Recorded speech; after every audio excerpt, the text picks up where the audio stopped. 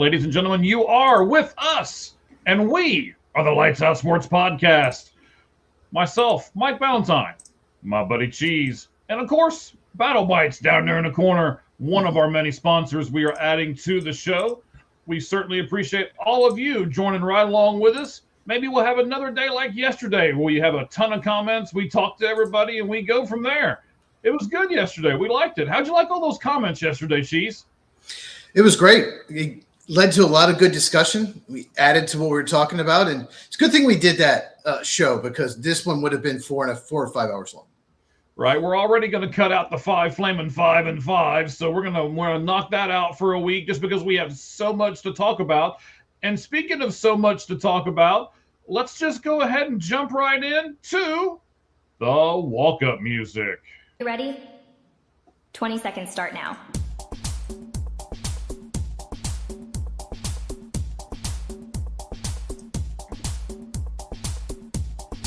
Ten seconds remaining.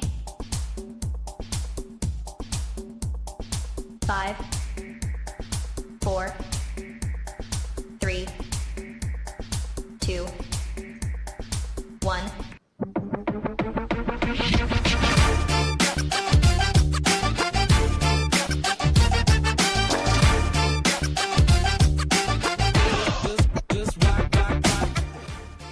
All right, Cheese, we have got so much to talk about. We've got semi-breaking news for those of us who are old men and take a nap before we do the podcast and didn't even know this happened. It's breaking news for me. We'll talk about that first. We had another coach get fired today, so we'll talk about that one. You guys can, of course, go back to our YouTube channel and watch the show from yesterday. But when they get to our YouTube channel, Cheese, what are they supposed to do? Well, what they're supposed to do is subscribe. You hit the subscribe button, and you can also turn on notifications. You can enable alerts, the bell, and that way you never miss one of our podcasts. That's right. We're going to talk about the Washington Commanders. We're going to talk about Bobby Slowick.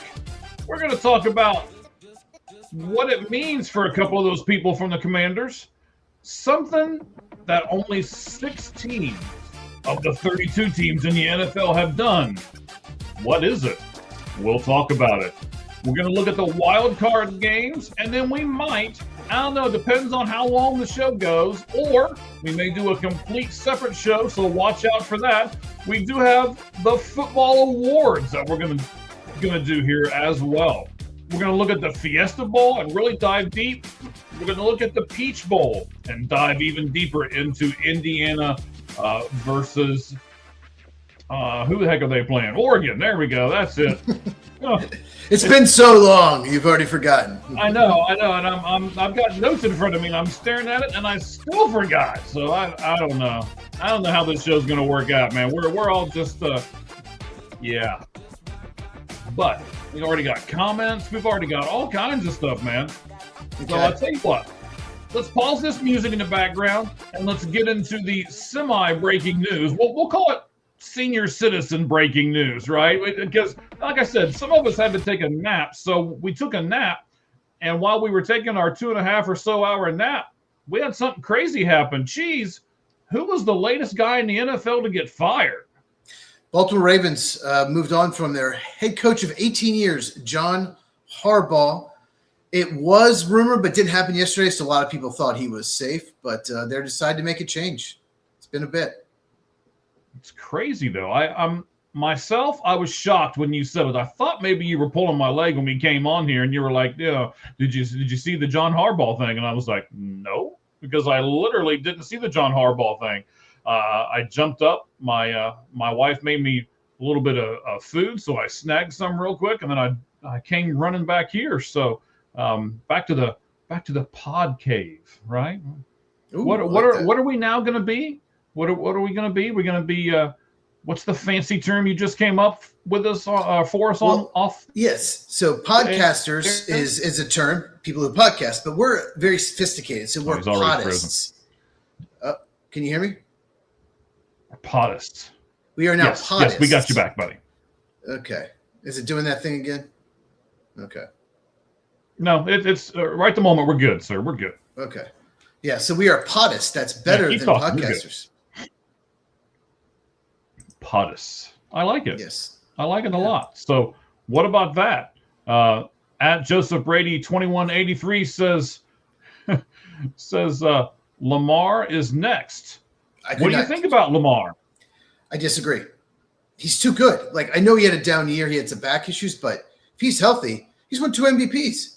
And who else? And what's your alternative? Tyler Huntley, Cooper Rush. So, I just don't. You can't get value for franchise quarterback. He's not going anywhere. So then, does that mean they essentially pick Lamar over Harbaugh? Is that what that means? I don't think they're mutually exclusive. I've heard the rumors they might move on from Lamar. I never believed them. I think they just basically what happened, I think, is they lost to the Steelers. They played awful, and that was unacceptable. I think that was like the last straw. They won 13 games 2 years ago, couldn't beat the Chiefs in the playoffs, couldn't beat the Bills last year after winning 12 games, lost on a drop 2-point conversion. They just kept losing close games in the postseason, and it had been 13 years since he won the Super Bowl. And this was the year the division should have been easy. They should have won it easy, despite all their early season injuries, and they didn't. I think that loss to the Steelers, just horrible they played, and they still should have won. 44-yard kick. Even you can make a 24-yard kick, maybe. So I got a good nap in beforehand. That was good. You need at least 3 hours for maybe a 30-yard kick, maybe. So right. I think that's the main reason why they let him go. But it's a fascinating move. It has a lot. It'll affect the Ravens. It'll affect Harbaugh, and it'll affect the whole league. If you want to get into that. Yes, we will get into that. We'll continue to go down this topic here real quick. We didn't have any notes on this, so we're just kind of flying on to this one. But don't you think, Cheese, so you can say if you're the Ravens that, we didn't win, we're disappointed, we think we should have won, but at the same point, what are they getting around Lamar? I feel like Lamar has to go out there with a Superman cape on every Sunday and do crazy Lamar Jackson things like he's done in the past just to win games. Because he's got one receiver, and DeAndre Hopkins, who's on the field every once in a while. He's I know he's got a good running back, but there are so many different deficiencies that he's got. I don't know what the Ravens expect out of the guy. Yeah, they have some flaws. Guard is a big problem. Their guards get beaten consistently with pass rush. Derrick Henry's amazing. He single-handedly won them some games. He beat the Packers pretty much by himself.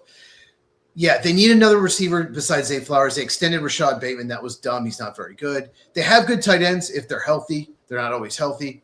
And they catch the ball. And they catch the ball. But the defense is bad. And so you have to outscore people in their games where they just couldn't. The defense, to me, is a big problem. It should have been a lot better than this. And Kyle Hamilton's amazing, but they saved probably the best safety in the NFL. He's incredible, but the front seven was extremely disappointing. They do not get hardly any pass rush. There are drives where they don't even come close to touching the quarterback, and that's a huge problem. So pressure on Lamar to keep scoring. And Casey, I'll get to your question here in just a second. I will put it up here. I'll wait till we're done with this Harbaugh talk, but I will put your question up here off of the chat. So, their defense was such a strength not 2 or 3 years ago. What the heck happened to their defense, Cheese? Well, non-existent pass rush, and the cornerback play has dropped off as well. Yeah. Can you hear me?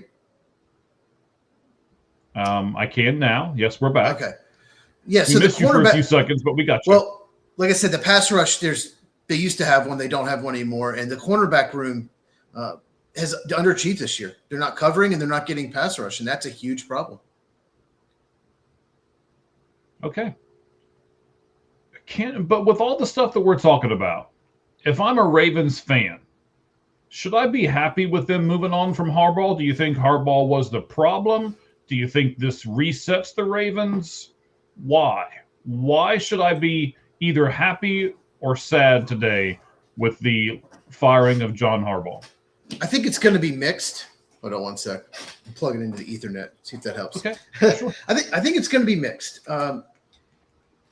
he's very well liked, very well respected. And in football as a whole. In football as a whole, I don't know. This is the same thing I said about Mike Tomlin when I made a video before the season. Well, I defended Mike Tomlin. Like, who are you going to get that's better? Who are you going to get that will get that's better? And I don't know if the Ravens can get anyone that's better. But I think some people just want to change for a change. Some fans, it's been 18 years and they have disappointed in the playoffs, and they had a very disappointing season. So who are you going to blame? A lot of fans will blame the head coach. So I personally think every team that needs a coach is going to call him. And I think he can pretty much sit back and take one of these jobs he wants. And if not, he can go to TV for a year and wait and see if anyone wants a coach next year. And he can probably pick whatever destination he wants. 18 years, 180, 113, 13-11 in the playoffs in the Super Bowl. So that's a pretty good track record. Hey, he's got a good resume. Got a good resume. He is 63, but he's not 68, 69. He's 63, so he could still probably coach another decade. Yeah, I would say he's got at least one more good 5-year contract in him, right? Oh, absolutely. You can coach till 70 now, I think. I think, yes, early 70s now, he should be a problem. So, yeah, I don't know what he wants to do. That's the thing. He might just want to take a year off. But a lot of teams in the NFL are calling him. And like I said, he might be able to pick. If he wants to keep coaching, he might be able to pick where he wants to go. And I did a whole video about him on my YouTube channel at Football with Cheese, CHEEZ. So make sure you go check that out. I just released it about an hour ago. All right, excellent. I will make sure that we link it up on our spot here as well. You can look at the show we did yesterday on all of the coaching firings. 2 more questions, Cheese, and then we'll jump and we'll go into the scripted stuff that we have for the day. Do you think he will take another coaching gig, or do you think he'll take a year off? I don't know. I think the Falcons job may interest him. I just don't know. It'd be kind of cool if he went to the Raiders, because then the Harbaughs are in the same division. So we'll have 2 Harbaughs a year. There you go. I'm sure the Arizona Cardinals. Go to Arizona and be in the same boat, right? I was going to say, I'm sure Arizona's going to call. All of them are going to call. I just don't know if he loves any of these jobs. But like I said, he could sit and wait. He might want to wait a week and see if the Packers fire Matt LaFleur. I'm sure he'd pick that job over anywhere else. So, assuming that they wanted to hire him, you never know. So I don't know. But like I said, he'd be good on TV. So he could go for TV if he doesn't want one of these jobs. I've always wondered if TV pays what the contracts are in the NFL, and if it does, like, why wouldn't you go to TV? Why would you put in all the long hours, and why would you stress yourself out, and why would you do all of those things unless you really love the game? Why wouldn't you just go to TV? It's the competitiveness. They want to win. You want to show. You want your legacy. You want to win. And some coaches are like, "Oh, I'm never going back to coaching." Steve Mariucci's like, "I'm never going back to coaching. I got this great gig," and others just go right back. They take a year off and they're like, "Oh, I got to get right back." Yeah, I mean, I think we win with this podcast all the time. So, it's great. All right, Cheese, you're back with us, right? Yeah, did I crap out again? Yeah, you fizzed out a little bit there for a second. I don't know why it does that sometimes. I don't know.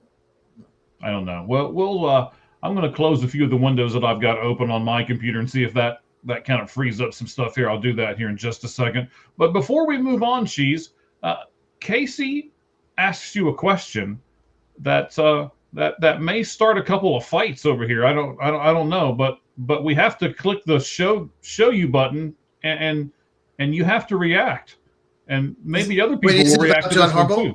Is it about John Harbaugh? No, it's not. Well, quickly before we get to the question, I just want to say, what could the Ravens do now? They have to get a coach that runs. That at least if they get an offensive coach, it has to be a scheme that fits Lamar Jackson. Lamar Jackson's a great quarterback, but he does not fit every scheme. So Todd Monken, the offensive coordinator, could be a good internal option because he runs that offense. But I think Cliff Kingsbury would be a great fit for Lamar Jackson. Interesting if they bring him in maybe as a head coach candidate or offensive coordinator, but I think he'd be a great fit. And Jesse Minter, they need defensive help. So Jesse Minter, defensive coordinator Chargers, another possibility. Okay. I like both of those a lot. And I really like the Cliff Kingsbury thing. We're going to talk about it. He is going to make my list that we will do at the end of the show. And that list is going to be the top 10 best available candidates to take over all of these suddenly open coaching jobs. What, 7 now, right, Cheese? 7. Yep. 7 openings. Okay. We All have right. a question from Casey. We do. You ready? I'm ready.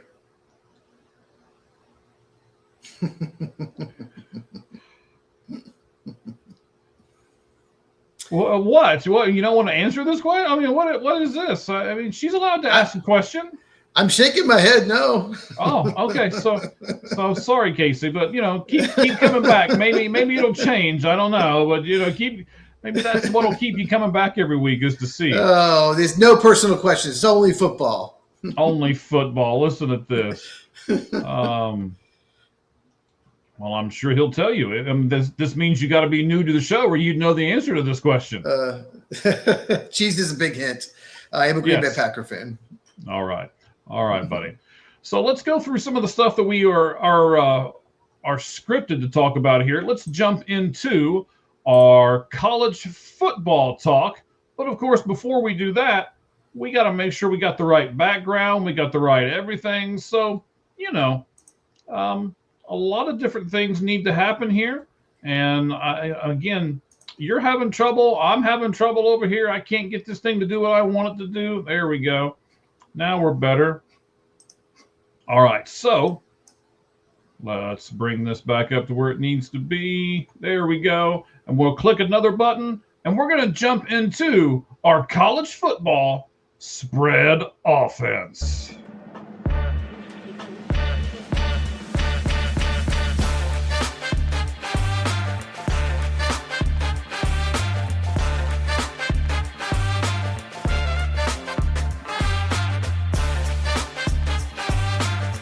Cue right there. I missed it. What I miss? I missed switching the background to the cue of the music. Oh. I forgive you. There we go. It was slow that time. I actually thought I had it, but I don't know what's going on here.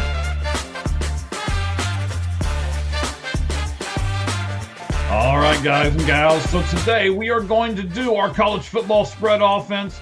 And in the midst of doing everything else that we're doing, we will focus on these 2 college games. Got a lot of different questions. We'll look at it from a stat standpoint. And of course, we can't look at it from just the eye test because that's what our buddy Cheese does over here. I'm more the stat guy. He's more the eye test guy. We'll look at both sides of it. And then each game, we will pick a winner from. So let's go ahead and jump into all of that here. We'll do that right now. Cheese, let's look at the first game, which is the Fiesta Bowl. That's number 10 Miami versus number 6 Ole Miss. The college football semifinal. That's Thursday night, 7:30 Eastern on ESPN from State Farm Stadium in Glendale, Arizona. This place that I'm at will be absolutely bonkers here over the next few days because there's all kinds of people coming in here. The restaurants are packed. I'm just going to stay right here at the house and I'll watch it from the TV. If you lived here, or if one of these bowl games was close to you, Cheese, is it one of your bucket list things to go to one of these college football games as far as the semifinals or the playoffs or something like that? Where would you rank all that at? I wouldn't say it's on my bucket list. I would go. Thing is, I don't know. It gets real expensive. Even if I had like millions of dollars, it still can get real expensive. But if I had really good seats, yeah, I mean, I'd go. But I wouldn't say it's on my bucket list. The one thing about I love being at games. I've been to football games, baseball games, but you get a lot technology, the replay system. You really get to see all angles of every play on TV. So I do like that aspect of it. Somebody who, obviously covers football now, it's much easier to cover it when you have when you watching the television. Absolutely. Sure is. Now, not only have we done that, the computer system just completely shut down on me. I don't know if you can see I was typing, I'm re-logging into everything. I mean, this has been Fun stuff. Craziness. Yeah, I'm not sure what's going on here. So I've got to do a couple clicks here. I got to get back to where I'm going to be. Like we said, we are looking forward to this game. Obviously, I think it's going to be a really good game. And I want to see how you're looking at it, because I'm looking at these two games in two different areas, and I want to see if you're doing it the same way. The Miami versus Ole Miss game, I'm kind of looking at it as a battle of the underdogs. Would you consider this game the battle of the underdogs, like the two teams that aren't supposed to be here? No, not necessarily. Miami was ranked number 2 at one point this season. Ole Miss only lost one game all year, and then they beat that team. So they beat everybody they played. So, no, I wouldn't necessarily say that. I'm not too surprised that they're in it.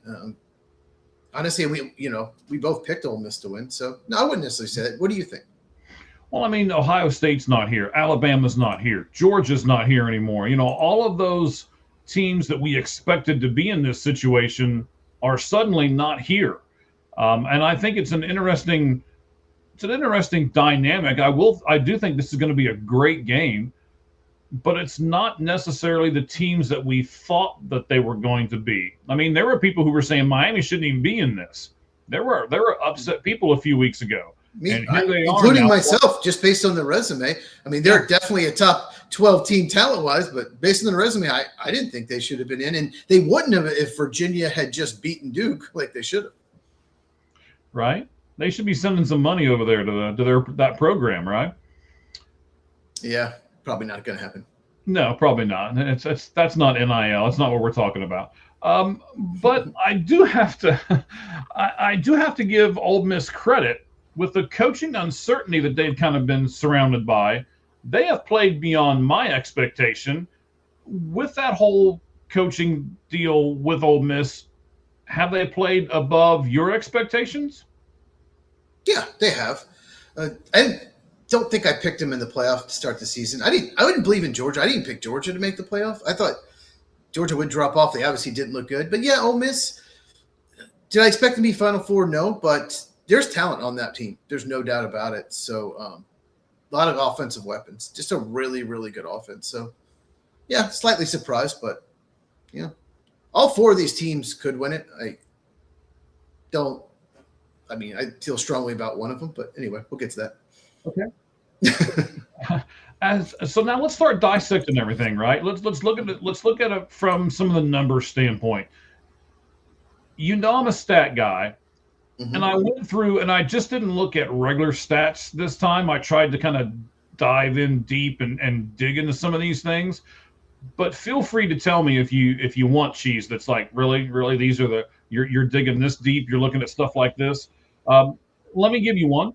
Ole Miss is the number 4 team in the country in explosive play offense. Explosive play offense are rushes of 10 plus yards and passes of 20 plus yards.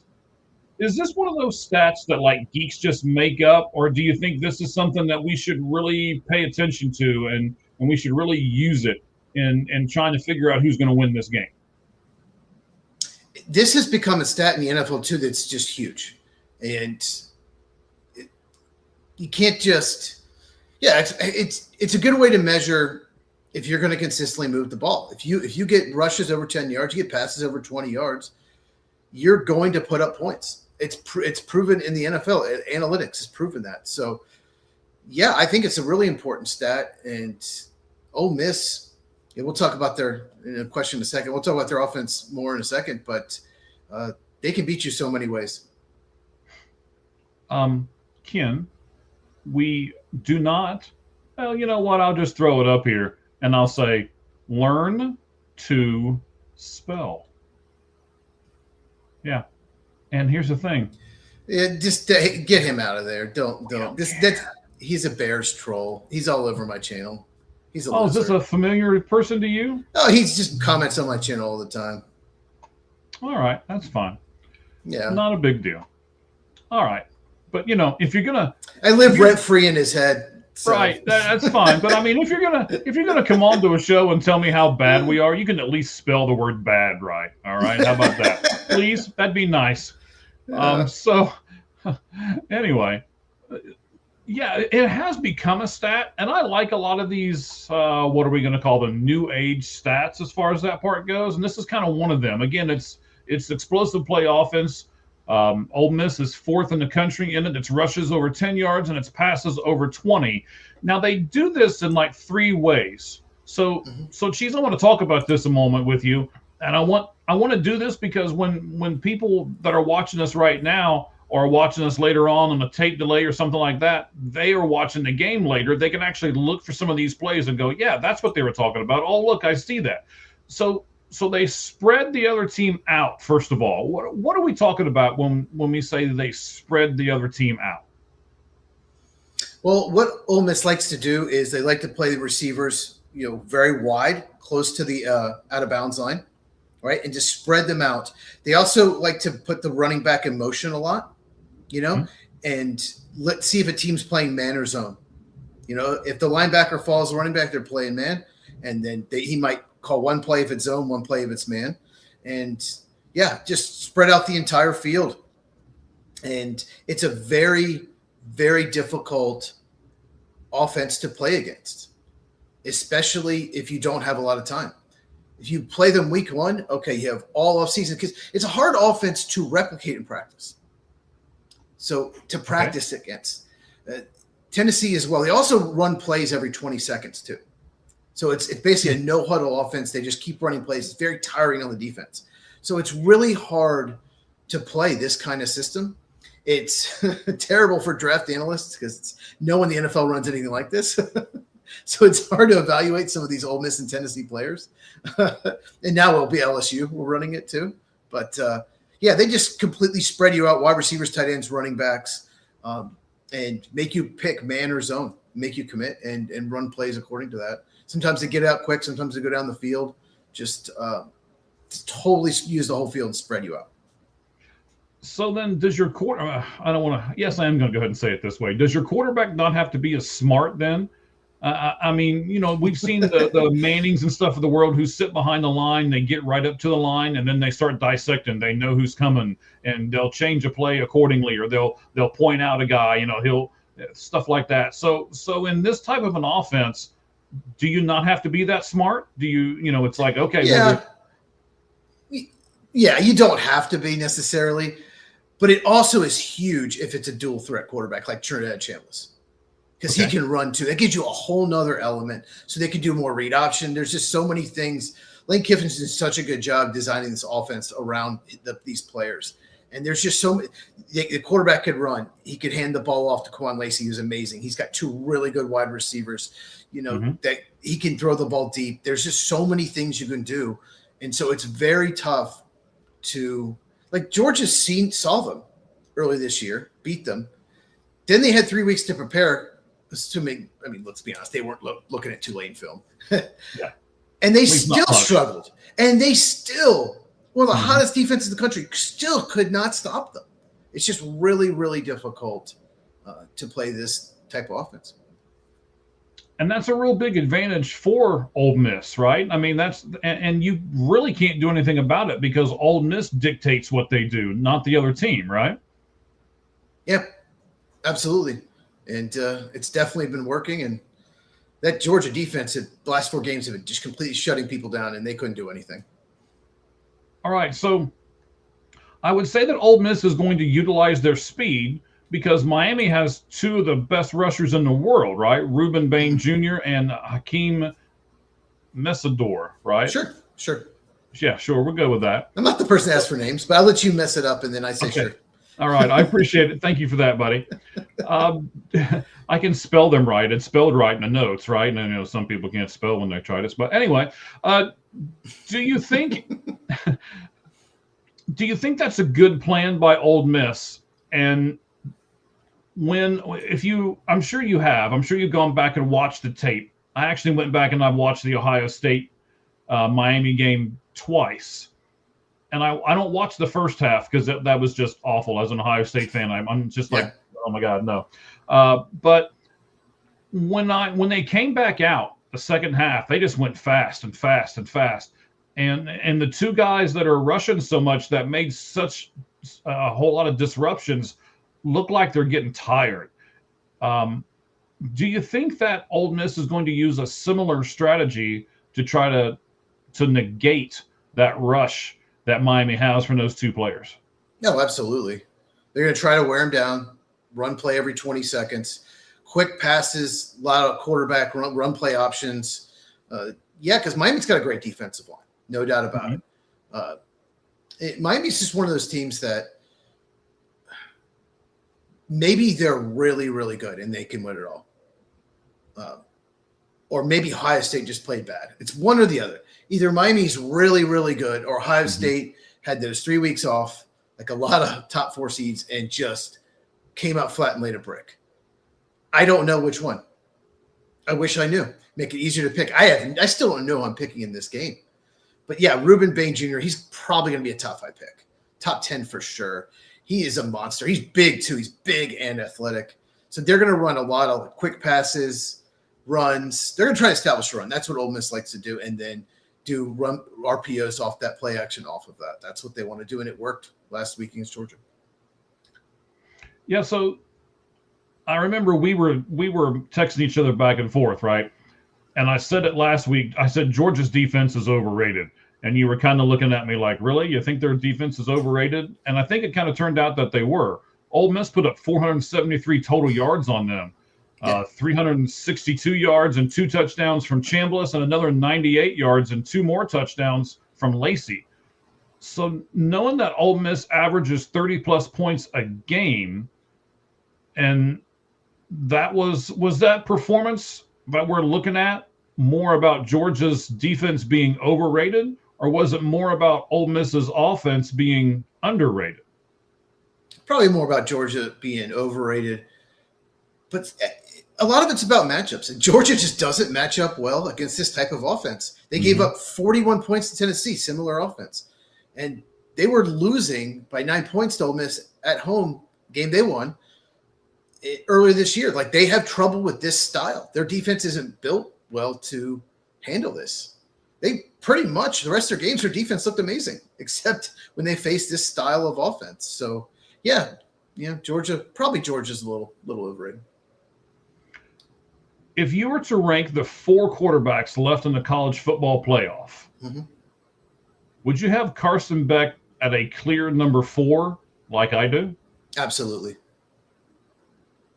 Beck is also accused by many, including myself, of dropping in competition from the SEC to the ACC just to get more money. He did get more money, $3+ million, but this game allows him the opportunity to get more respect. What do you think is going to happen? Well, he left because he left Georgia because he lost his job. Gunnar Stockton beat him out because he wasn't good enough. Carson Beck he reminds me of like a Jared Goff or a Sam Darnold. Most of the games, he looks amazing. He looks like a Heisman Trophy winner. And then 2 or 3 games, you're like, what are you doing? You're just terrible. I'm not saying he's going to be good as Goff or Darnold. No, in pros, I don't think so. But I'm just saying he's a college equivalent. He, at any time, and he did this at Georgia, could just have this horrible game, throw all these turnover-worthy plays and just blow it. Sometimes he just doesn't see the defense well. I don't understand it, but he just does. If you get the good Carson Beck, he looks like a first-round pick. You get the bad, he looks like undrafted free agent. So he left because he lost his job, and I guess Miami offered the most money because they lost Cam Ward. But yeah, if he wins this game, plays well, he'll get more respect. It will help his draft stock for sure. Yeah, that'll be interesting. I think he'll be a big focal point, whether good or bad in this game. We've talked about Ole Miss and a lot of their stats. Let's look at Miami and some of their defensive stats. We said earlier, Miami's got a really good defense, or Ohio State just played really bad. We weren't sure, right? So Miami's defensive stats, points per game allowed, 13.1, which is 4th in college football. They only gave up a combined 17 points to Texas A&M and Ohio State. Geez, is Miami's defense for real? Yeah, it's a very good defense. It's funny, they just weren't good for like 2 games all year, and they lost those games. Just in the middle of the season, they kind of went to sleep. But yeah, their defense, it's legit. Okay. So let me give you a few more of their stats here. So total yards per game allowed is only 285.1. That's 10th in college football. If you break it into passing and rushing, the passing yards per game is 201, which is 40th. So they're not up there in the top 10 like all the rest of their categories are in passing, but they are in rushing. They're 5th. They only give up 84 yards on the ground per game. And we talked about it earlier. This is going to be, I think, what's going to make the difference in this game. Miami's defense is 22nd in college football. They've only allowed 43 plays all year long that are 20-plus yards. And we talked about that stat earlier, where it is explosive play offense. So I think if Ole Miss can get a few of those, they'll win the game. And if they don't, I don't think they do. And then the last thing I want to look at is sacks per game. Miami gets 3.3 sacks per game. That's 3rd in college football. So they're coming after you. It's going to be a really big battle between the defense of Miami and this offensive prowess of Ole Miss. Miami is a 3.5-point favorite. The over-under is 51.5. So, Cheese, who wins and goes on to challenge for the national title? I don't know.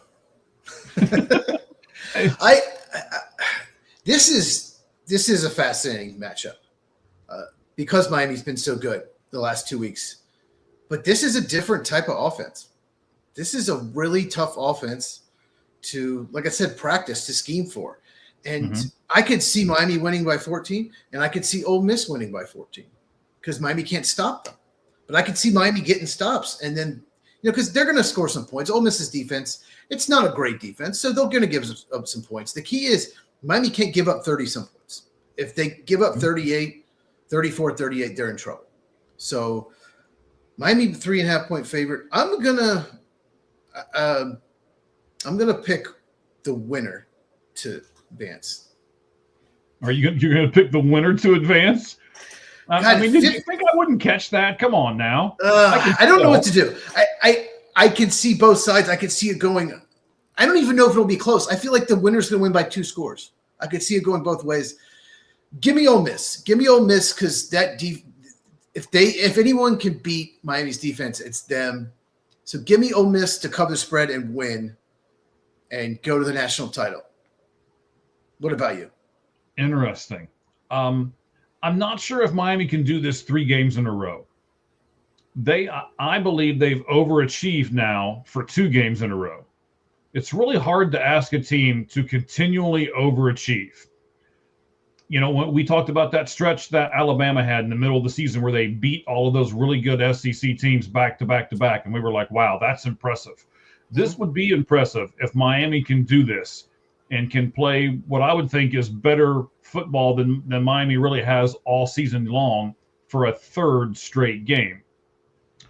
Momentum is a funny thing.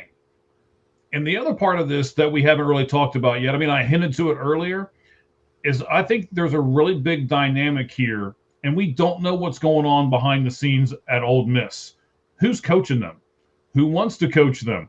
Are they really getting the proper film study and all of this because of all this stuff that's going on between, who's going to LSU and who's staying behind? And if you're staying behind, do you really like these kids? And are you just doing it for a paycheck? And there's this whole dynamic behind there. I'm going to put it to you this. Go ahead. Okay. No, I just want to point one thing out. This is the best thing could ever happen to Ole Miss for future years, because the transfer portal, a lot of players at Ole Miss, because they're doing well and they're still there, they have re-signed contracts. They're staying, like Kawan Lacey, like Trinidad Chambliss. They're staying. They're not transferring to LSU.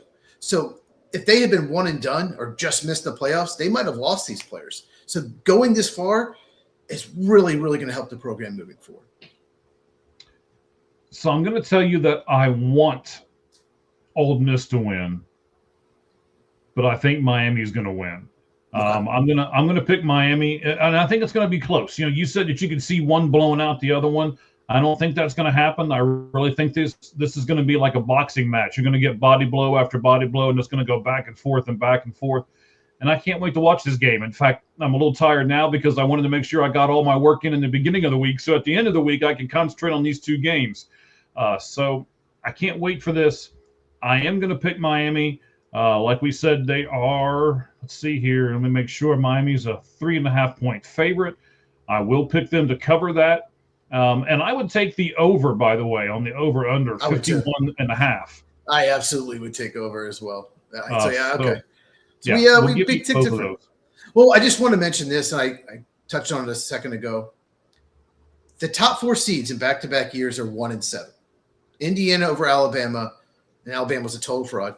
That's the only team in the top 4 seed to win. Take 3 weeks off, you come out flat. Texas Tech gave you nothing. Ohio State gave you nothing early in the game. Completely flat. Last year, some of those seeds just – Oregon, awful last year. Number 1 seed, undefeated. So they need to change this format because it's not rewarding these teams. It's better to be like the 5 or 6 seed. The 5 and 6 seeds are just – they're still in this. So they need to – and that shouldn't be the way it is. So they need to change this system. That's a video for another day. But I just want to mention that it really hurt the Oregon last year, really hurt Ohio State this year. Teams that a lot of people thought would win it all, and they're gone like that. Right. All right. So in between these two games, I want to bring up this. We'll talk about this real fast here. So according to the New York Times, this is up on our X spot, All Gloves Off SM on X, Twitter, Twix, whatever you want to call it now. It's over there. You can certainly see this as well. This is the cost of doing business in the NIL world of college football. So if you're trying to get some players and you need some players for certain spots, let's say you need some safeties. Well, the New York Times is saying it's going to cost you between $250K in NIL money and $900K to get a good safety. If you want a cornerback, it's going to cost you between $250K and $1 million to get a good corner on your team. If you want just wait. This is nothing yet. Okay. If you want an interior defensive lineman, something that probably a lot of people out there don't think is real important, but I think both of us realize the importance of, $500K to $1.5 million. For one player, by the way, one good player. If you want an edge rusher, they get a little more expensive, $500K to $2 million.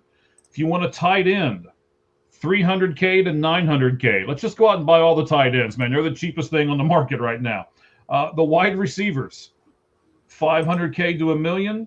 The running back, again, a devalued position, $400K to $900K, so not even $1 million for a good running back, even though I think a running back is a lot more important in college football than it is in the NFL. Offensive tackle, $600K to $1.3 million. I was a little surprised about that. The offensive tackles are up there in money. And if you want a really good quarterback this year in NIL, it's at least $1 million, and it might cost you up to $4 million. What do you think about some of those numbers, Cheese? Well, you mentioned offensive tackle. They're protecting the quarterback. So they're going to get paid more. It's just a more valuable position. You have to keep your quarterback upright. Your quarterback gets hurt, you're in trouble. Right. They're protecting your $4 million asset, right? Yeah. It's insane. And that tells me with the quarterbacks, like, unless you're a guaranteed top 10 pick or top 15, you're going to make more money in college. So what I think a lot of these quarterbacks are going to do is, or their people or their coaches can reach out to NFL teams. Mm-hmm. Would you take him if he's there? We're going to start getting like guaranteed. Okay, if you're in the top 5, I'll take you. Like teams guaranteeing that they could be lying. Who knows? Like, will you take me if I'm there? That's going to change the whole draft. But that's the way it's going to be. Because if you're a quarterback and no one in the top 10 is going to take you and you get $4 million offer, yeah, just stay in college. Because you can improve your stock and you're going to get paid more. So, right. Yeah. And, yeah, you mentioned even safeties can make $950,000. So if you're not a top 50 pick, you're not going to make that. You got to be top. You got to be like late second round. So if you're going to be a 4th or 5th rounder, just go back to college. Yeah, I saw where Sam Levitt's contract that he signed for 1 year of NIL money is greater than Shedeur Sanders' entire a rookie contract in the NFL, which covers what, Fifth 4 round years pick. and a fifth-year option, right? No, just 4 years. 5th round pick gets just a 4-year standard contract. Okay. Yeah. Oh, yeah. Shedeur Sanders, if he had any eligibility left, I don't know if he did. He would have been better off staying big time. Obviously, he was not supposed to fall that far. Is Levitt going to Texas Tech? Did I read that correctly? Yeah, looks like he's going to Texas Tech. He should be able to transfer in conference without a penalty, but that's a story for another day. Well, I don't want to do this right at the moment, but there is so I've gotten a little bit of inside information from a couple people that I know here locally. I think the story is going to eventually come out. There's more to this story about the relationship between Kenny Dillingham and the quarterback. His name just slipped my brain. Sam Levitt. Sam Levitt, thank you. Yeah, there's more. There's he didn't go to the banquet. Sam Levitt didn't do any of that stuff. He didn't participate in the end. I don't want to get into it right at the moment. Do you think he was asked not to? Like, go away? Like, we don't want you anymore? Do you think it was, oh, okay. Wow. Okay. We'll both do more research. We'll talk about this later on, I'm sure. Okay, sounds good. But I'm going to tell you, there is more to the story. So fans, if we don't get a chance to do it right away and it comes out, trust me, there's more to this story. That's what I'm hearing kind of under, as little whispers here in Arizona, is that there's more to this story, and it's probably going to come out, but it won't come out through Kenny Dillingham. He is not that guy. He doesn't want to spread all that negativity. So, but I'm sure somebody will get a hold of it and they'll bring it all to light. So, and Arizona State got the Kentucky quarterback, so they'll be fine. Yeah, they're not real worried about it. In fact, Arizona State has gotten like 5 or 6 people to transfer into them. Wide receivers. Yeah, they needed some receivers. So yeah. So they're doing really well in this transfer portal. Here's kind of where I was going with all of this. Dante Moore, let's say he beats Indiana. And if that happens, his draft stock is going to go through the roof. But is he going to come back to Oregon simply based on the NIL money that he can make? And I got to throw this out there, the fact that he would probably be taken by the Jets. Yeah. Did you see Todd McShay's clip about that? Yes. Okay. So Todd McShay, anyone watching, used to work for ESPN. He knows a lot of people in the NFL. He does a podcast about the draft. Mm-hmm. And it's not as good as yours, but it's still a podcast. No, it's not as good as mine. I do like him. I actually watched him before I started mine just to get some ideas. But he knows a lot of people in the NFL, and he said that none of these quarterbacks want to play for the Jets, and that Dante Moore, his people are probably going to reach out to the Raiders, and if they say they're going to take him, then he'll go pro, and if they say they're taking Mendoza, then he'll just come back to Oregon because he just does not want to be a Jet. That no quarterback wants to be a Jet. Look at their track record. They don't develop quarterbacks at all. It's a lot of people don't want to live in a big city like New York.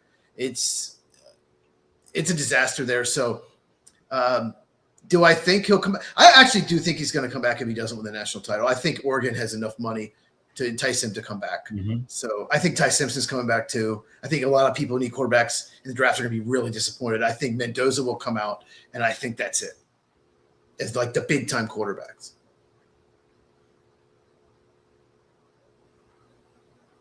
Can you hear me? All right. So you said I think Mendoza will come out, but then you kind of. I think Mendoza will come out, but that's the only projected first round pick quarterback that will come out. We already know like a bunch of quarterbacks have already decided to stay. So I think he might be the only quarterback taken in the first round. And I don't want to spend a lot of time on this, but I don't want to put you on the spot either, even though I kind of sort of am here. So Trinidad Chambliss has to get the okay to go back to school. Why? Do you know that situation and why he has to get that? Or I just know he has to apply for it. I heard that he's expected to get it, that it's not an issue. It's a 6th year. So I don't know the details, but he is expected. I know he played for not in the FBS, like an FCS school or Division II or something. Right. So I don't know if that factors in it, but from what I read, his people, at least at Ole Miss, expect to get another year, but it's possible it is denied and then he would have to go pro. So let me give you a Jet stat here real quick, because I'm a stat guy. I love this stuff. I saw this stat and I had to do a double take because this is crazy. Wait, Just wait. I can't wait. I'm going to focus on you. I'm going to look at you when you get this. So I'm even going to hold the paper over here so that I can read the paper with one eye and watch you with the other eye. What cup do you got there, buddy? It's like mud check time. It says coffee, but it's water. But okay, so sometimes I put advertisement. Coffee. Yes, yeah. It's the it's the mug that's not in the washer. Okay. The Jets have trailed by double digits in 53% of their snaps this year. That is crazy. They've trailed, not just trailed, they've trailed by double digits in 53% of their snaps. So when you get the ball as a Jet and you're trying to score, over half the time you're already down by double digits. And it starts 0-0. You always start the game tied.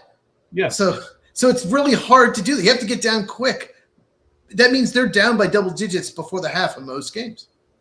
Yeah. And I got more stats for the Jets just offhand. Did you know the Bills rested all their starters and they still got blown out by the Bills? So their starters are worse than the Bills' backups. But I think the craziest stat I've ever seen as far as defense, they did not intercept a pass once this year. Too. Not one pass. And I also saw, this is my favorite team, bad stat, only 2 teams didn't have any return yards off interceptions, the Packers and the Jets. So the Packers had interceptions, but they never returned a single yard. They either fell down or just didn't return any yards. So that's another step. But how can you go even like a tipped pass here or there, a ball off a receiver's hands bounces into someone else? Like that should happen at least like every 5 or 6 games. How can you go 17 games without getting an interception? I think they've only had 4 takeaways all year. They've got 4 fumbles, 4 takeaways in 17 games. It's awful. And if you remember right, the defense was what the Jets were going to hang their hat on. Yeah, defense. Okay, well, our offense might not be great, but we got an above average defense. And I look at them and go, really? Do you? Really? 2022 and 2023, they had great defenses those years. No offense whatsoever, so they didn't win. And then the defense the last 2 years has collapsed.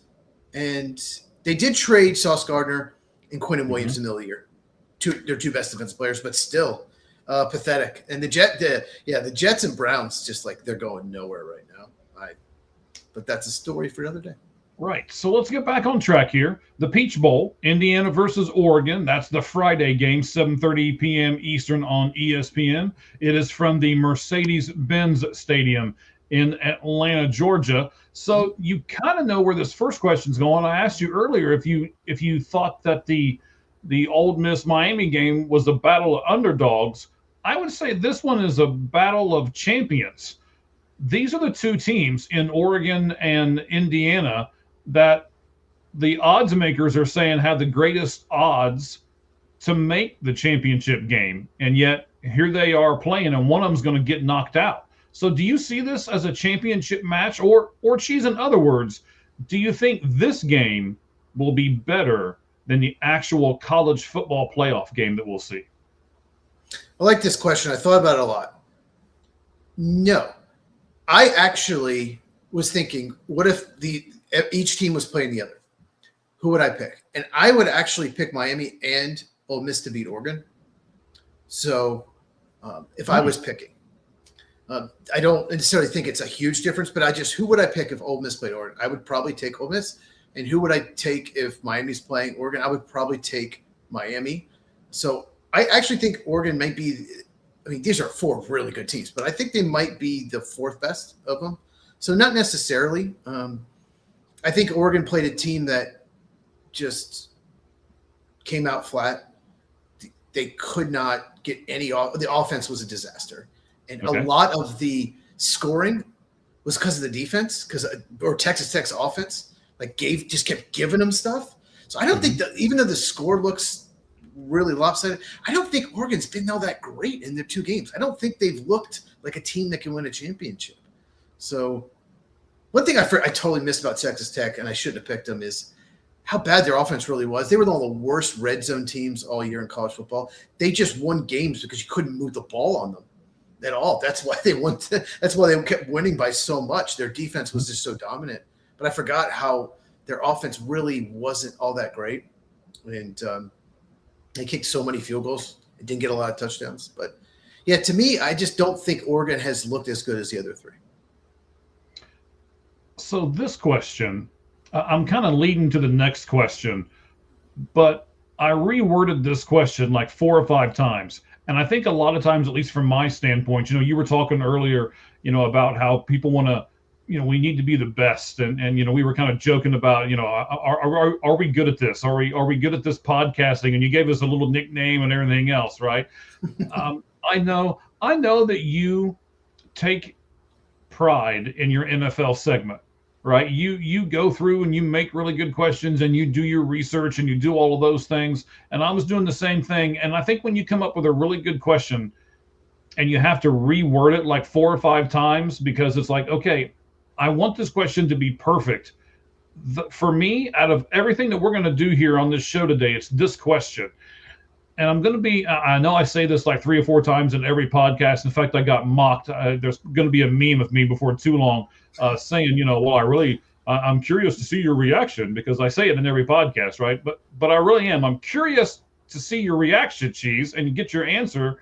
Do you think Oregon needs to change what they do to beat Indiana since they've lost to them once already? Or should they still believe in what they do and just concentrate on doing that flawlessly? The latter. They're going to concentrate on what they do and try to do it better, try to execute better. They lost at home by 10 to Indiana this year. Mm-hmm. And that game was really telling. A lot of people I think Pat McAfee was the only one on the crew to pick. Everyone thought Oregon at home, Oregon's better. But they got 30 points to Indiana. They can't do that. They actually scored 20 in India. That's pretty good. But no, they're just going to have to try to execute better, get a lot of yards after catch, don't turn the ball over, and they have to get some stops. They can't give up 30 points. But all of that's going to be really tough. But I don't think they change who they are. I think they stay true to who they are. Because I think sometimes sports teams and I think sometimes that the coaching staff gets enamored in, okay, we're going to stop them from doing this. But that's just not what they do best. And they're changing their whole scheme around another team. I'm a little worried that Oregon's going to try to do that. This game for me is going to prove a lot for my opinion of Dan Lanning. Last week, Dan Lanning just kept going for it. Oh, it's 4th and 1 on the 3. Yeah, we could punch it in the end zone. We're going to do it. Right? Take the points. Yeah. He wouldn't take the points. There was a bunch of 4th downs he didn't get. I'm screaming at the television. What are you doing? You're going to screw around and lose this game. Now, obviously they didn't, but I kept thinking, like you just said, take the points, man. What are you doing? You're facing a really good defense. What do you just take the points? Yes. And they're facing another really good defense. Correct. How is he going to call this game is going to be interesting to me. And you said it. They did score on Indiana. And if you remember from the first meeting, they missed a field goal as well. So they should have scored more. So can they continue to score on them? And what kind of decision are they going to make when they have the opportunity to score? All right, guys, I'm going to admit it. I've doubted Oregon all year. I'm going to say it. Oregon fans, you should probably record this. I have. I've doubted this team all year. But I really went back through and I looked at a few things. I dug deep into Oregon. I dug deep into these 4 teams a lot more than I have so far this season. But consider this, Cheese. The last 4 teams that Oregon has lost to: Georgia in the 2023 college football playoff, Washington, who went on to win the college football playoff that year. No, they finished second. Washington finished second. That's right. They went on to play for, but they didn't win. Thank you for the correction. Yeah. You're right. They lost to Michigan. Yeah. Ugh, gosh, why'd you have to bring them up for? It's true. Because it's true. Okay. Ohio State, right, when they went to the college football playoff as well, and now they've lost to Indiana, who is 1 win away from playing for that college football playoff. I've doubted Oregon all year. I'm starting to turn on them. You said that earlier I would pick Miami to beat them. I would pick Ole Miss to beat them, right? That's what you said earlier? Yeah. You're doing the same thing I've been doing. You're doubting Oregon. I don't think I'm doubting Oregon. I just think the other teams are a little better. Oregon just has not really impressed me in those two games. I know they won by a lot in both of them, but still, like you said, they do a lot. They don't get a lot of fourth downs. They're not always executing. They're not always doing the little things. And if you don't execute, you don't do little things against Indiana, you are totally screwed. And I just, like you said, you have doubted them, and I get why you have. They just never seem to, I like them. They're good. They're good on offense, good on defense. I just don't think they're great, and they don't always execute when they should. So, to me, I just don't. I think they're I don't think it's a big drop off. I just think they're the worst team left, but it's close. But yeah. Yeah, so we're gonna prove some of this. I've got a couple stats here, right? Oregon runs the ball well. We both know this. 16th in college football, but Indiana is just stellar against the run. So for Oregon to win, I believe Deontay Moore will have to outplay Heisman Trophy winner Fernando Mendoza. Do you think he can do that? He can. Will he? Probably not. I mean, he's capable. Yeah, he'll have to outplay him and maybe then some, because Indiana has a better defense than Oregon. So, yeah, he'll have to. He'll have to have an amazing game. No turnovers. But this is exactly what we're talking about, right? You have to. Deontay Moore is looked at right now as the number 2 quarterback if he comes out. He'll be probably the second quarterback taken in the draft.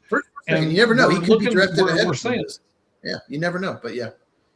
You never know. I mean, the draft process is long from point A to point B. I get that. But that's kind of where I think he's at as we talk about him right now. He's probably number 2 behind Mendoza. But we're acting like he's a terrible quarterback, like he's not going to get picked in the first 5 rounds. And oh no, he's good. Are we doing Oregon a disservice with all this kind of things that we're talking about here? No, he's really good. It's just you're outplaying the Heisman Trophy winner. Has been the most efficient quarterback in the country. When they played, he had Deontay Moore had 2 interceptions in the game. His stat line, I pulled it up: 21 of 34, 186, only 186 yards, 1 touchdown, 2 interceptions. Mm-hmm. That's not good. That's not very good. You can't do that and expect to win against Indiana. In fact, they're probably lucky that they didn't get blown out.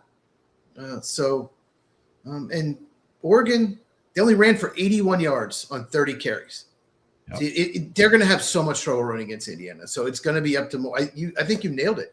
Mm-hmm. They run the ball well, but they're probably not going to be able to run Indiana's defense. So they're going to have to throw, and Moore has to have an incredible game. And like you said, if he does 3 touchdowns, 300 yards, and they win or something like that, then yeah, he could absolutely go number 1. It could help his draft stock, and then he'd get a whole nother game if they were to win, and it could only help him, but unlikely. Right, but I think if he does do that, like I said earlier, if they find a way to win this game, and it's on the arm of Deontay Moore, then now you're going to have controversy. NFL teams are going to be like, well, we're not sure, because we keep hearing rumblings too. You spoke about it in the show we did yesterday, that Mendoza is a system quarterback, right? So is he really going to be able to make it in the NFL? Does he move well? Does he? And I can tell you one of the things that I even went back and I looked at some of the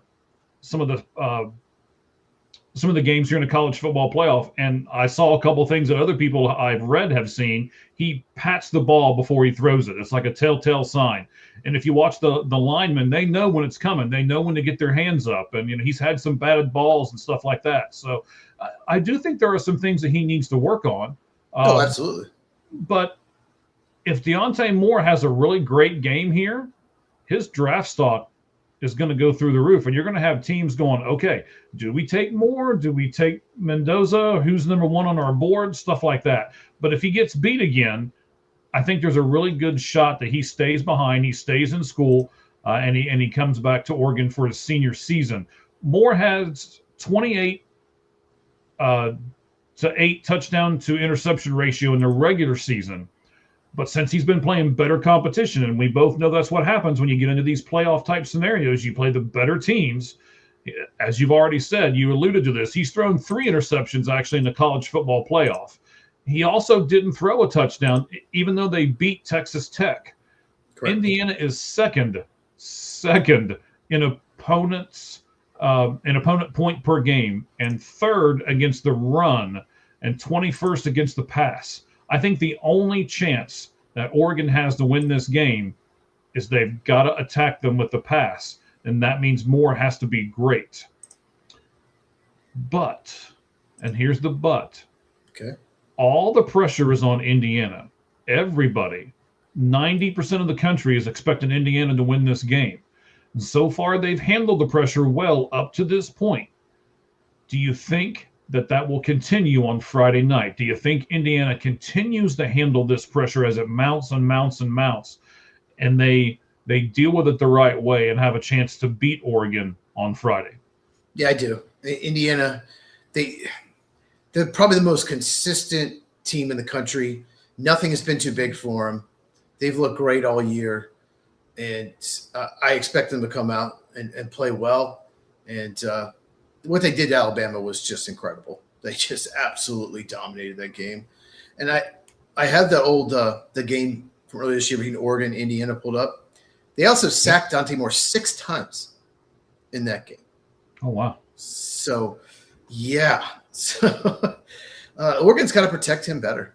But you're right. That's the key. They got to protect him. It's Dante Moore is the key to this game. He's got to play well, not turn the ball over, and they can't let him get sacked.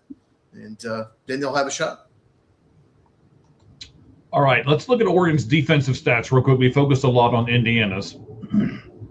Oregon has a pretty good defense, too. In points per game allowed, 15.1. That's 6th in college football. Total yards per game, 267.4. Again, 6th in college football. Passing yards, they defend the pass well, 156.6. That's 4th in college football. Notice 6, 6, and 4. As far as rushing the football goes, they dropped down a little bit to 19th. They're 110.8. And then those 20-yard pass plays that I love so much that I focused on both of these games, they've only allowed 36, has Oregon. They don't give up big plays, and that's 4th in college football. So let's look at the actual line here. Indiana is minus 4.5. The over-under is 46.5. Cheese, who wins and goes on for the national title? Give me Indiana to cover the 4.5 and win somewhat comfortably. Not a blowout, but yeah, give me Indiana. They're just so good. They're just so good. I don't see Oregon winning this game. What about you? I'm going to say the same thing, but I also said the same thing when Ohio State was there. Like, I didn't think there was any chance in the world Ohio State was going to lose to Miami. And obviously they did. So we said, and ladies and gentlemen, this is true. You can take this one to the bank, right? If Moore plays well, then Oregon's got a good shot. But if he doesn't, this game's going to be over by halftime. I don't think Moore's going to play extremely well. I think Indiana will get to him. And to be honest with you, I think Indiana's going to win by double digits here before this game is done. I can see that. Yeah.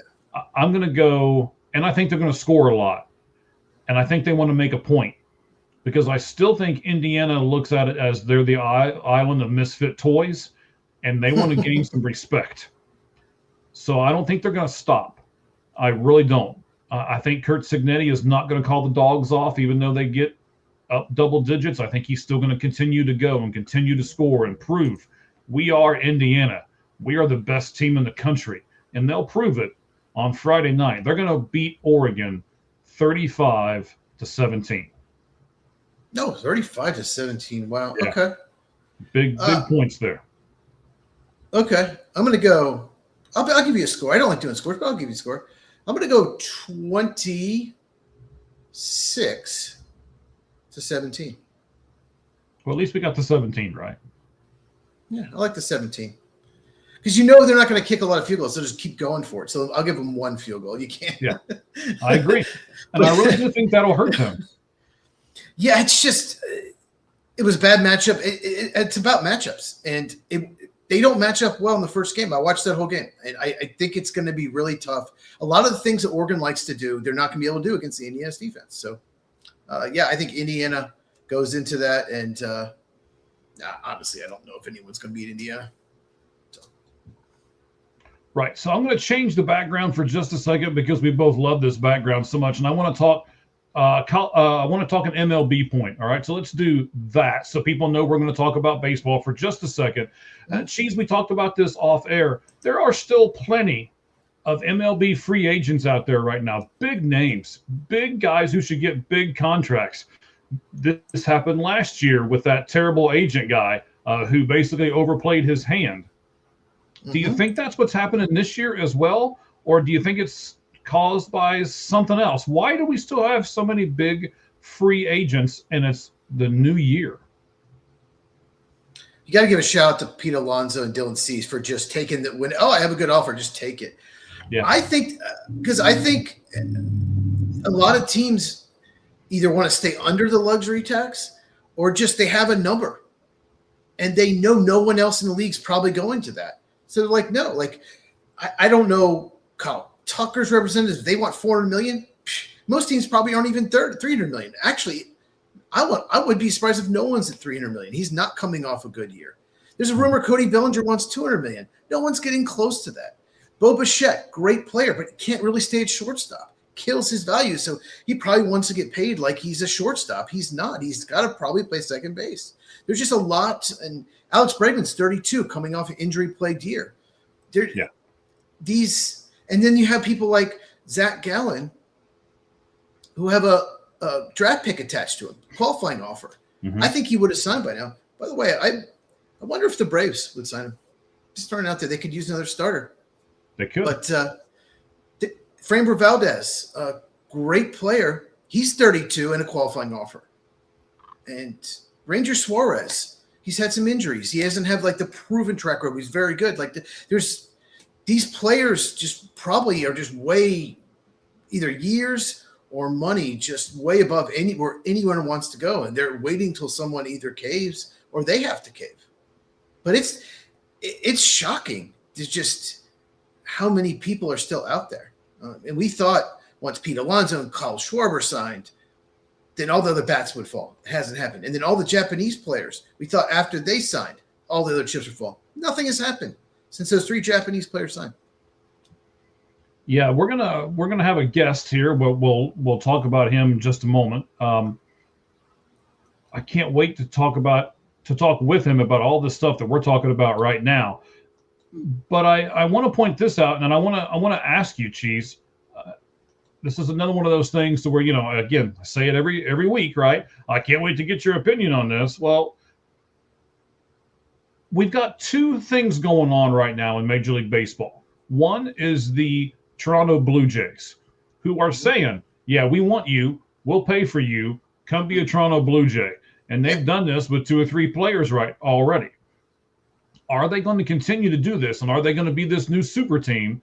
And then secondly, because you've got so many out there, are those values going to start dropping? And are teams like the Reds and the Pirates and the Rockies and the Oakland Athletics, Miami Marlins, yeah, right? Are those teams going to start jumping into this pool because the price has fallen down enough to where they can jump into the market?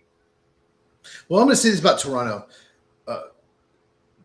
The rumor is the Cubs were really in on Cease, and they were up to like $180 million. As soon as it went over $200 million, they were out, right? Mm-hmm. The rumor is that Japanese pitcher went to Houston. The Cubs were second as well. The Cubs are trying to be aggressive. A lot of the fans are mad, but they're trying. They're just, second place. But the Blue Jays got a ton of revenue by going all the way to the World Series Game 7. The revenue was amazing this year, and they're putting it back into the team. So I applaud them for it. Some other teams did not have that revenue. They didn't either make the postseason or have a long run. So they might not have as high a budget. So that's one thing I think the Blue Jays, why they're doing what they're doing. And they look to be one of the best teams again next year. They're just absolutely loaded. So maybe that's it. But even – you know what Scott Boras does. He likes to go to 6 to 8 teams. Mm-hmm. And I say 6 to 8, 6 pretty much. There are usually one or two of his teams he goes to are rebuilding. He goes to, Mets, Yankees, Phillies, Dodgers, there's 4 of them.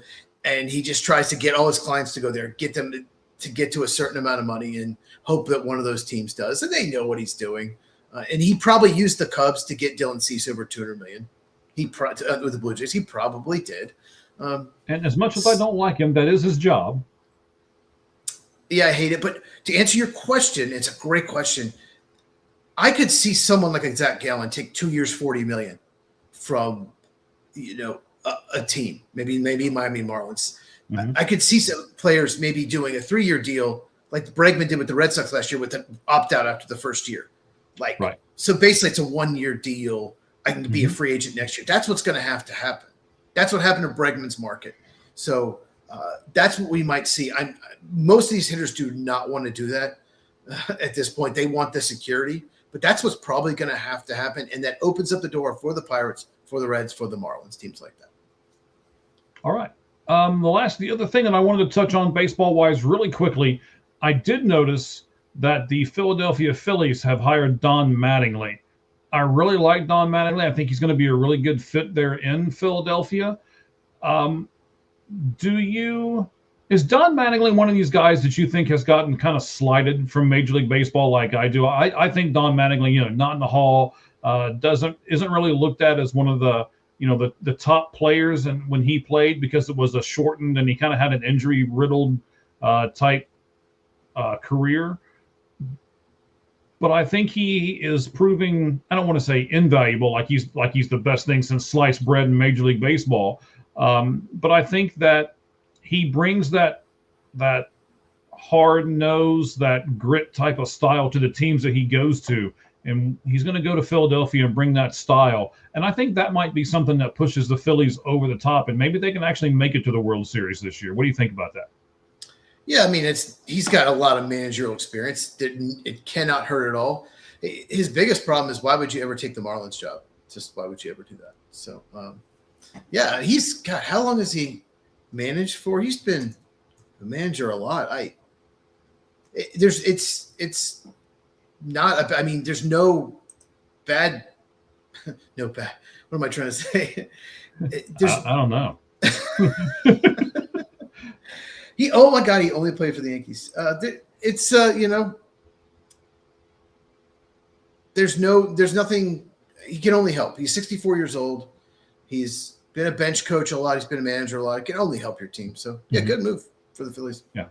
I think it's an underrated move that not a whole lot of people are talking about that I think is going to make a pretty big difference to them. All right, buddy. We may talk about one or two other baseball notes that I've got over here, depending on how we are on time.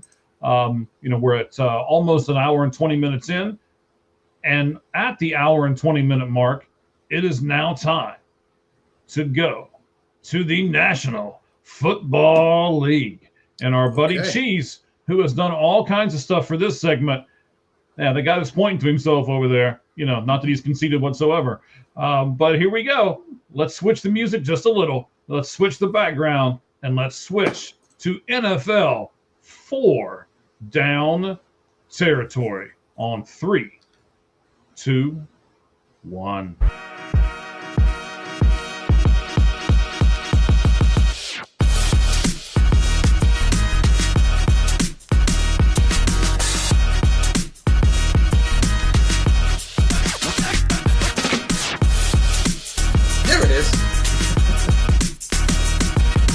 Make you wait for it this time.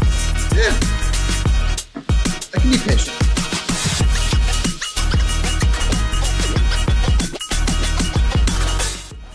All right, Cheese, give us a little preview of what we're going to get right now on the NFL 4 down territory segment.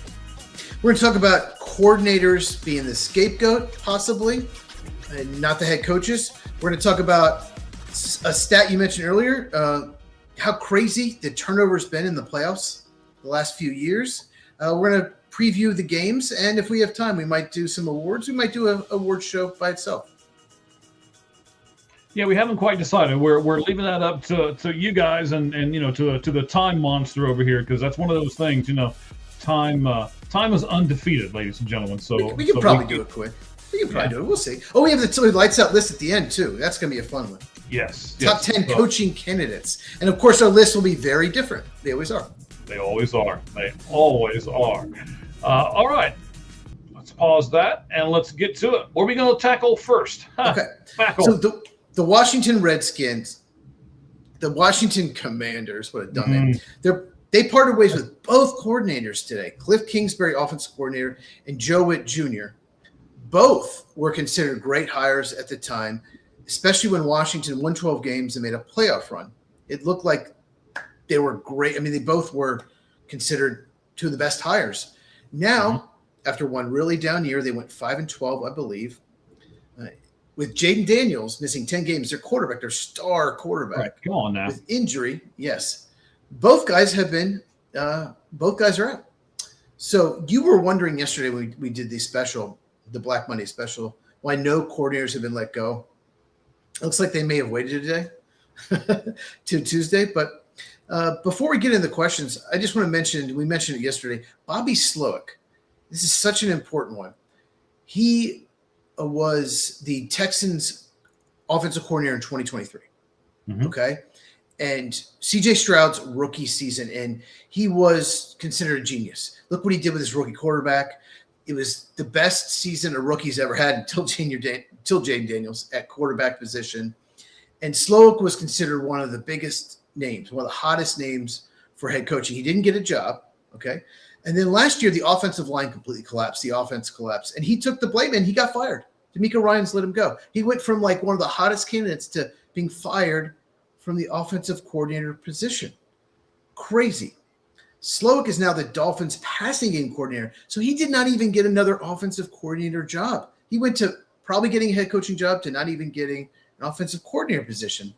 So I still believe Slowik's the future head coach. I think he did a really good job, but I think he has to build his reputation back up, become a coordinator again, have success. And it could take years.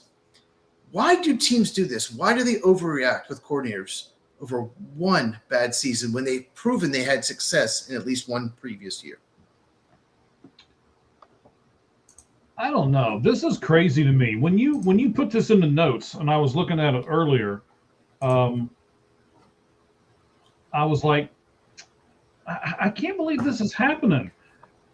One of these two guys is going to make my list here in a few minutes for the head coaching candidacies, and I think he's still going to get a job even though Washington let him go.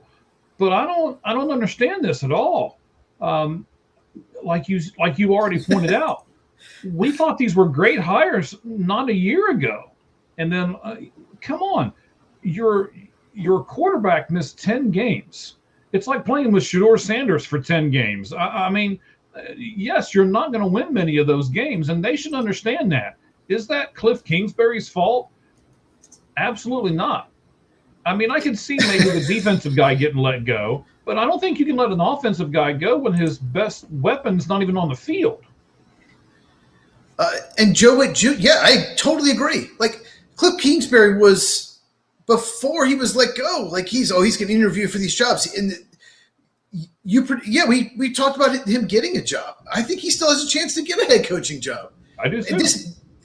I do. I think it's crazy because he was a genius last year. Same with Slowik. Look what he did. He's a genius. And he's always been a good offensive coach, whether you think he was a good head coach in Arizona or not.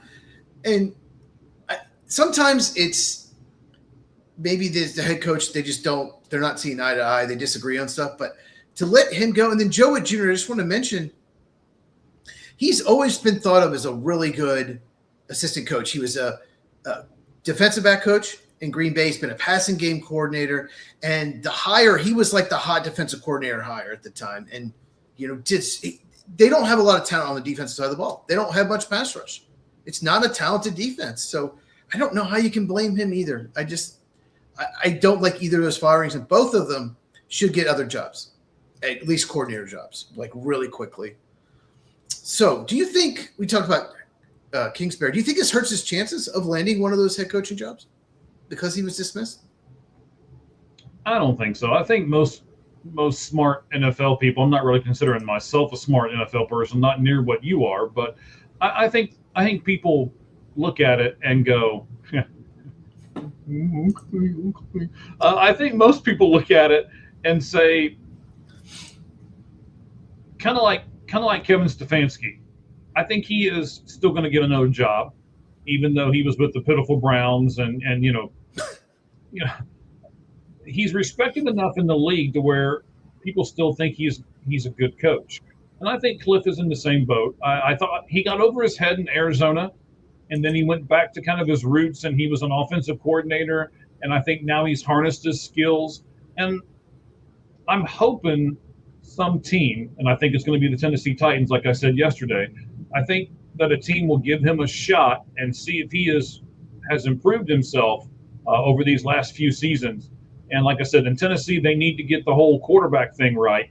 And I think Cliff Kingsbury can do that, being their head coach. So I hope somebody gives him a chance. Okay. Yeah, me too. I was shocked at both of them. So they will – people are calling their agents right now to try to get them.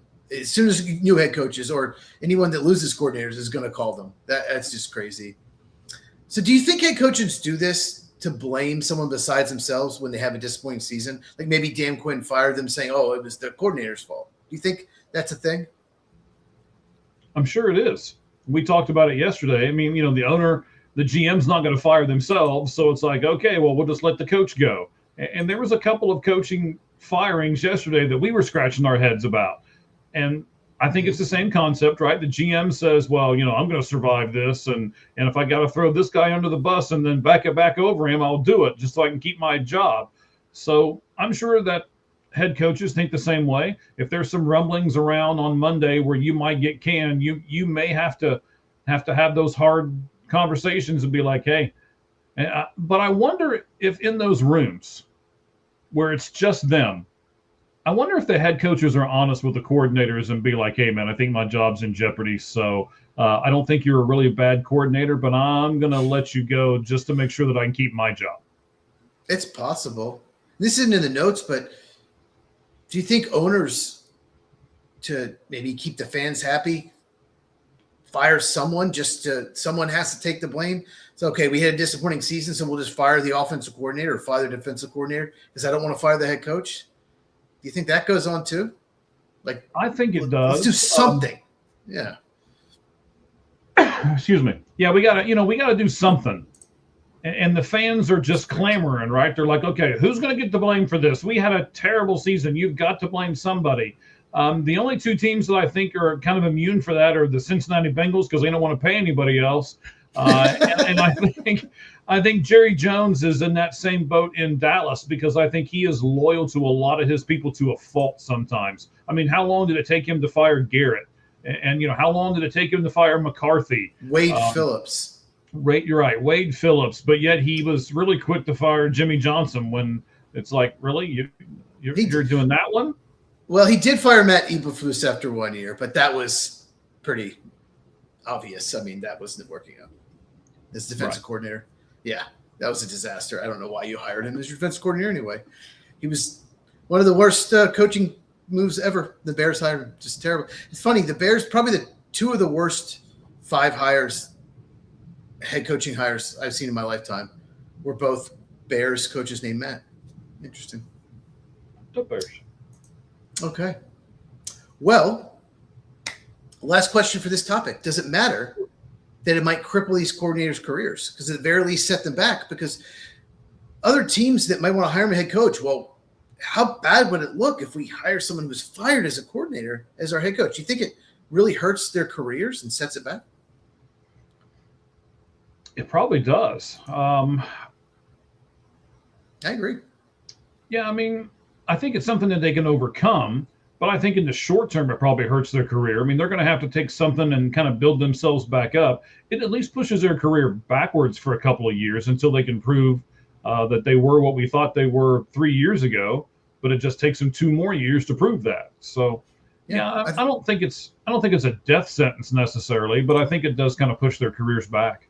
I think it definitely did with Bobby Slowick. Okay, next topic. You love stats. Here we go. Got Okay. two for you right here.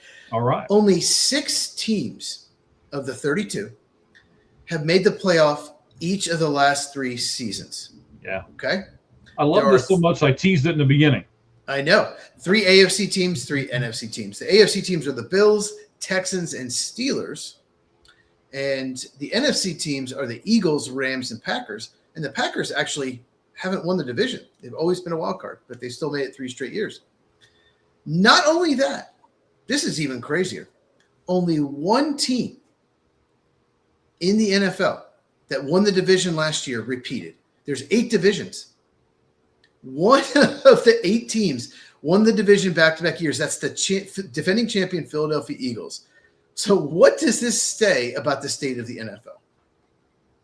This is what the NFL wants. The NFL wants parity.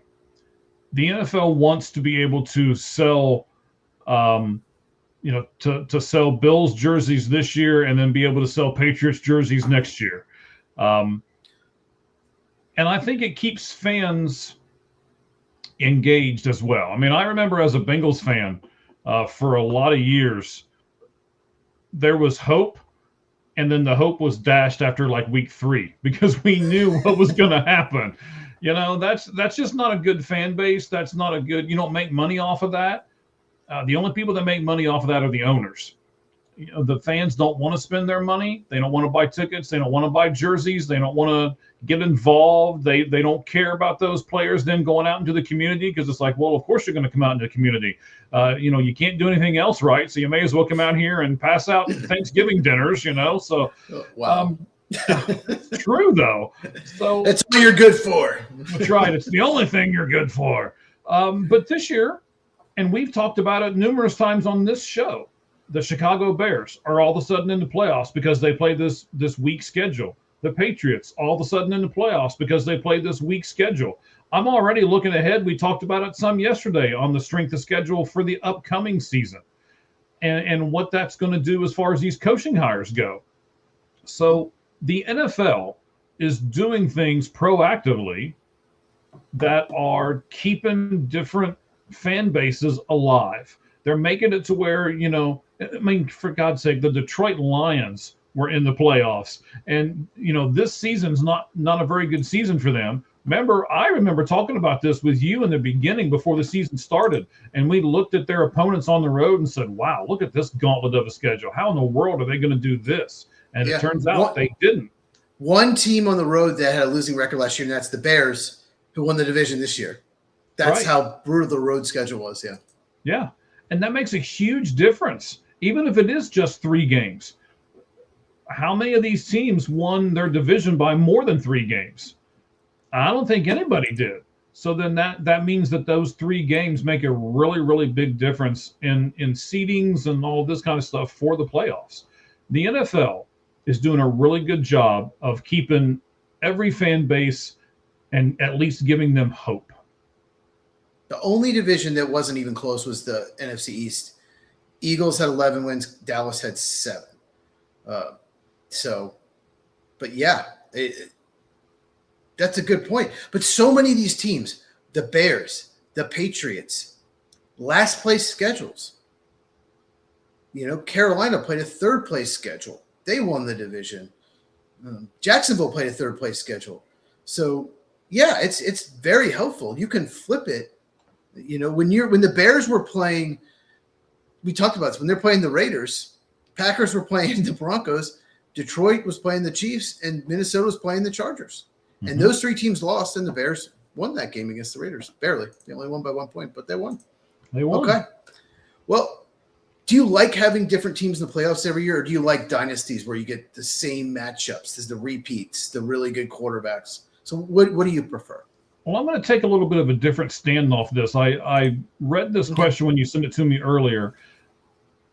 I think that if you have different teams and the league is now designed to have different teams, I think when you do have a dynasty, it makes that dynasty even more special. I don't like the Chiefs, but what they have been able to do is pretty amazing, to be honest with you.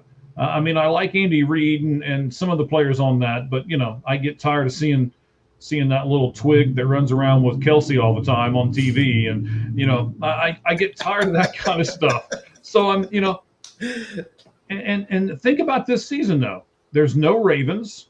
There's no Chiefs. There's no Bengals. I mean, all of these teams that were the high-powered offense-type teams that we all thought were going to go to the playoffs, there's a new batch of teams now. The Jaguars are here. The Chicago Bears are here. And as you just said, one of the things that you, as a Packer fan, should be able to hang your cheese hat on is they've been there. Although they haven't won the division, they are still able to go to the playoffs. Well, the 7th seed 3 straight years, so they're really going nowhere. They're staying exactly. But yeah, and they did win. They're only 7th seed to win. 2 years ago, they won in Dallas. So they're only 7th seed so far to win a playoff game. I got a stat Will they for you. win this year as a 7th seed? We'll talk about it here in just a couple seconds. Yeah, I got a stat for you. Okay. I love them. Go. The top 2 seeds in both conferences are Broncos, Patriots, Seahawks, Bears. The combined number of playoff wins for those quarterbacks is 0. None of those quarterbacks have won a playoff game ever. This is going to be crazy. That's a great stat. Yep. And that means, do I trust them? Do I think they'll be able to handle the pressure? Well, Drake May and Caleb Williams never been in the playoffs. It's their 2nd year in the league. And Sam Darnold is 0-1, and Bo Nix is 0-1. They both lost first round last year. So I've never seen a playoff which more of a free-for-all in my life. There's almost always like a 15-2 Chiefs team. Okay, well, it's probably Ravens, Bills, or Chiefs. There's 3 teams and there's everyone. You know what I mean? There's always 2 or 3 teams is going to make it. Like last year was probably Lions or Eagles in the NFC. Those were the 2 best teams. It's probably one of those 2, and it was. This year, I have no clue. It's going to be crazy. And we'll talk about that in a second. So, yeah. Okay, well, yeah, you pretty much answered the next question. You already answered it. So, you ready to predict and preview these games? Ask me the question, though, because I want to. Okay. Do you think this is good for the sport, all this parity, all these changing teams, new teams being the top seeds? It's not good for the sport. It's great for the sport. Okay. I do. So at first I will admit, and I even said it a few weeks ago, I didn't watch many of the games for a couple weeks in a row because, I'm a Cardinals and Bengals fan, and it's like, oh my gosh, right? So, yeah, that hurts. You're going to love the top 10 of the draft. I am, actually. I'm going to be really interested. I'm going to have, pick 4 and 10, I think, is how it's going to go. So I think the Cardinals pick 3. Do they pick 3? But anyway, yeah, I'll double check while you're going. Go ahead. Okay, all right. But I do like this. It gives me the ability to look at some new teams. It gives me the ability to talk about new head coaches. It gives me the ability to say, okay, has Trevor Lawrence finally made it? It gives me the ability to say, so were the on Baker Mayfield, were the Browns right with Baker Mayfield? Was he just a flash in the pan for a few years and now he's going to be bad for the rest of his career? So there's some storylines that this automatically builds in, like you just mentioned. Will Drake May be able to take this new pressure? Is it going to help Bo Nix that he went to the playoffs last year, was one and done, but yet he knows what it's like to at least be in a playoff game? Will that help him this year? There's a lot of these little storylines that are developing because of the parity in the NFL. So I think it's a great thing for the sport. Okay. I agree. I think it's going to be fun. And it's not good when you have just like 2 dominant teams that are probably going to play in the championship game. So I agree. Okay. You ready to talk about these games? Yes, let's do it. Okay. First game to talk about is the NFC Saturday. Rams, number 5 seed, is at Carolina, the 4 seed. Despite being 4 games better in the standings, I hate this. That's a topic for another day. Rams in Carolina, Saturday afternoon. In your opinion, what is the key matchup or the key player in this game? I'm going to go somewhere that you're probably not going to expect. Okay. But for me, this game has the Dan Lanning effect for me. And what I mean by that is Dan Lanning takes a lot of chances, and sometimes it burns them and sometimes it doesn't. And I think that the Rams coach, McVay, takes a lot of chances. Is he going to take more chances because it's an 8-9 Panther team? And then is he going to do something dumb? Is he going to take a chance and it's going to cost him the game? I think that's an interesting dynamic for this particular game. Will he take a chance, and will that chance pay off? Because the team opposing him is probably the weakest team in the entire playoffs. I like that. I did not even consider that. So when we don't know what we're going to say about the key matchup, I wrote down 2 just in case you took mine. So yeah, you didn't. Of course, we have different ones, but yes, yeah. So this is a rematch. By the way, Rudy, I apologize, but I missed it. I don't know how long this comment's been here since. Let's see. Indiana by 14 plus. It's very possible. You just put it up here. So okay, I thought I missed it from the last segment. I was really going to apologize, but it's only been up there for a minute, so I didn't miss it like I thought I did. But it's thank you for very the comment. possible. Anyway, it's very possible, and he is so good. Okay, my key matchup. Okay, so these teams, I always look if they played before. I went back, and I just watched the second half. I went back and watched the second half. I didn't have time to watch the first half, but I get that. The Panthers won this game by 3 points, 31-28 at home, same arena in Charlotte. They gained 164 yards rushing with Rico Dowdle, and they dominated time possession, 35-25, and 3 turnovers to 0. Not Stafford's best game. With all of that, they still barely won the game. So they need everything to go right. They need all that. They have to run the ball. They have to force turnovers. They have to control the clock and keep Stafford and that offense off the field. So they need a lot of help. And it's one of those games that the Rams probably win 9 out of 10 times, and that was one. So that is my matchup. The Rams are actually favored by 10. Who you got? I'm going to go with the Rams. But if I have to go on the spread, I would take the Panthers. So I think the Rams are going to win the game, but I don't think they can cover that 10-point spread. Okay. I have the same. 10-point is such a big – I could absolutely see the Rams running away with it. But on the road, yeah, 10's too much. But I do think the Rams will win. I think they'll – like I said, they played really bad the first time. I don't think they'll play that bad again. Okay, Saturday night, Green Bay Packers, the 7th seed, 9-7-1, play the number 2 seed Chicago Bears, who are 11-6. What is your – I got like 4 matchups listed here. What is your key matchup or player? Well, I think the key player that has to do well is on your Packers team. And if he does well, they win the game. And if he doesn't, they won't. And it's not going to be Jordan Love. I'm not going to be that guy. He takes all the obvious ones. But I do think that Christian Watson has to play well. He has to be able to stretch that field. And one of the reasons why he has to is because Matthew Golden has been such a disappointment for your team this year. If we were going to do the 5-5-5, he was going to be the guy that I was going to pick on, and we were going to talk about him. But I think he's been a disappointment, and because he's been such a disappointment, you've got to have a guy that takes over. Christian's got to do it. And if he doesn't, this team's not going to get past the Bears. And they are going to make so much fun of you if that happens, and they're going to troll you so bad if that happens. He's like, I don't care. I'm in it. Well, I'll ask you in a minute. Go ahead. There's a lot of things in this game. I'll just say what the Bears want to do. They want to control the time possession. They want to run the ball, wear the Packers down. The run defense, we saw what happened in the Ravens game, how bad it can be. Limit the possessions. That's what they want to do. So Green Bay has to prevent that. They have to get ahead. They have to score. And the Bears defense is not very good. It's not a good defense. They don't get a lot of pass rush. They had trouble with Christian Watson the first time they played. Yes, they did. So that's a really good point. I had him listed. That was really good. But this is here's the thing. Green Bay's just got to score. They scored 30 points to win. They got to score points. They got to get ahead and score points. They have the better quarterback. They have Josh Jacobs, who has not really been healthy for 2 months. He's healthy now. He's pretty much rested the last couple weeks. So I think Josh Jacobs having a big game is also key for the offense. It'll help Love. It'll help the whole thing. and it will keep that Packer defense without Parsons, which has struggled off the field. So Packers score points.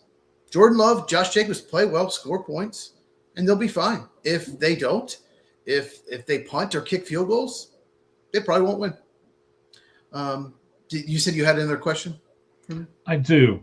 But first of all, I have to say, Clip, I want to give you this scenario, and I want you to pick one of these for me as a Packer fan. The Packers win this game and continue on to their march to the Super Bowl, or the Packers lose this game and fire the head coach. Which one do you want to happen? If they weren't playing the Bears, I would say fire the coach. I would. If they were playing like the Rams or the Seahawks or something like that, I'd be like, let's just move on from LaFleur. But it's the Bears. You can't lose the Bears. Got to beat them. I want them to win. I don't think they'll beat Seattle. Even though they win, they're going to keep LaFleur. You're okay with that? Why you ask me the hard ones? Why would you do this? This is like everything is fine, the room's burning kind of question. Like either way, we're screwed. I don't think they can go to Seattle and win. Seattle's just a much more complete team. So that's who they play if they win. Mm-hmm. If the Bears win, they would obviously would not play Seattle. But because it works, the lowest seed plays the highest seed the next round in the playoffs. So can't lose the Bears. That's my answer. Packers -1.5. Who you got? I'm going to choose the Packers. I still don't believe in the Bears. They haven't done it for me yet. Now I will change my tune, kind of like I did with Oregon, if the Bears win this game. But as of right now, I don't think they're good enough. I think it's a coin flip game. If the Bears get ahead and run the ball, they'll be fine. And if they can't stop the Packers, they're going to be screwed. I think Caleb Williams is another factor. That was another one I listed. He probably has to play well. I don't know if he will. First playoff game. So give me Green Bay to score enough points to win the game. I was going to say that. Okay, now we're on to Sunday. The Buffalo Bills are the 6th seed. They're at Jacksonville, who are a 3 seed. Who is your key matchup in this game? Well, let me tell you, first of all, this is the most intriguing game of the slate. Okay. Here's why. And then I'll tell you, I'm going to build to the guy that I'm going to do the matchup for. It's going to be kind of an obvious one, but let me set it up first. So the Bills have fallen to the number 6 seed. They've taken a step back this year. And there's rumblings, we talked about it a little bit yesterday, that if they go out in this first round, their coach might not make it. Their coach might be and have the 8th team without a head coach. Mm-hmm. I'm not sure if that's really going to happen, but the inclination is out there. This is a game to where you've got an upstart Jaguars team that I think a lot of people are starting to get behind, and a team in the Bills that I think a lot of people are tired seeing in the playoffs year after year after year and not really do a whole lot of anything. Something happens. I mean, I know it's been the Chiefs, but something happens and the Bills just get taken out. We love Josh Allen and he's such a great guy. He's got such great character and he goes to the hospitals and he hugs all the kids and he signs all the autographs and people get behind Josh Allen and then he goes to this playoff. What I don't like is the Bills. Josh Allen in Buffalo is really similar to me to Lamar in Baltimore. The man needs some weapons. I mean, what do you want this guy to do? It's seemingly every game that I watch, if he doesn't play well, they don't win. And I mean, not just play well. If he makes a mistake, if he throws a pick, it's like, oh, there we go. Josh Allen threw a pick and we lost the game. What are you people doing blaming him? But he is my key matchup because Josh Allen is a guy who can take over a game. And that's what he's going to have to do, I think, to win this game. And it's going to be really intriguing to me. Does Josh Allen go to Jacksonville? Because that's where they have to play. They have to go to Jacksonville. And they don't do well on the road in the playoffs if you haven't looked up the stats. Yeah. So Allen's got to take over this game, and he's got to be the guy to will his team to victory. Can he do that? And I'm going to throw this out there. Ladies and gentlemen, if you're a Buffalo Bills fans, man, comment. Do you think he's tired of doing this? Because I would be. I'd be tired of having to do this game after game after game after game. It's like, I think Joe Burrow has this syndrome too, where it's like, I can't make a mistake because if I do, the defense is not good enough to make up for it. So we're going to get beat. I have to be perfect. Josh Allen has to be almost perfect in order to win this game. Can he do it again? To be honest, I don't think so. I think Jacksonville's going to win this game. I know I kind of gave that part of it away. You will ask me in a minute, but this is really intriguing to me. How's Josh Allen going to play? And is that going to stop this upstart Jacksonville Jaguar team who is 8-0, I think, in the last, they haven't lost a game forever, right? I'll pull it up. They have won 8 straight. Yeah. The Texans have won 9. The only team with a longer streak is the Texans. And the longest losing streak is the Arizona Cardinals. Thanks. Anyway. Oh, I forgot to mention this. You mentioned Matthew Golden, disappointing season. They don't play him. When he's played, he's actually, if you look at metrics, he's the 4th most efficient rookie receiver in the NFL this year. But they just don't play him. They play How many the veterans touchdowns more. does he have, Chiefs? He has 0, but he doesn't play much. And you know what? Matt LaFleur sucks. That's another reason why he sucks. He won't play his probably second most talented after Christian Watson receiver. He won't play him. He likes to stick with the veterans. But when he's out there, he's been efficient. He's made some plays. So it's not really Matthew Golden's fault. It's Matt LaFleur's fault. But going back to this game, it's funny. You mentioned the quarterback. I'm going to mention the other quarterback. But, yeah, Josh Allen, when they've lost in the playoffs, it's not been his fault. Can I go back to Golden for 30 seconds? Yeah. Yeah. So you're talking about it earlier. Golden has a trait that no one else on that team really has. I mean, I guess Watson can do it somewhat, but Golden can spread the field. Golden is the guy who can just run past people.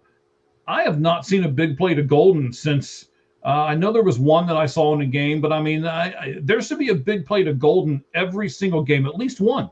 And they don't. It's like they refuse to do it. So, and they were doing it they were playing him when Jaden Reed and Christian Watson were out. They're playing him some, but the fact that they're playing Bo Melton ahead of him is criminal.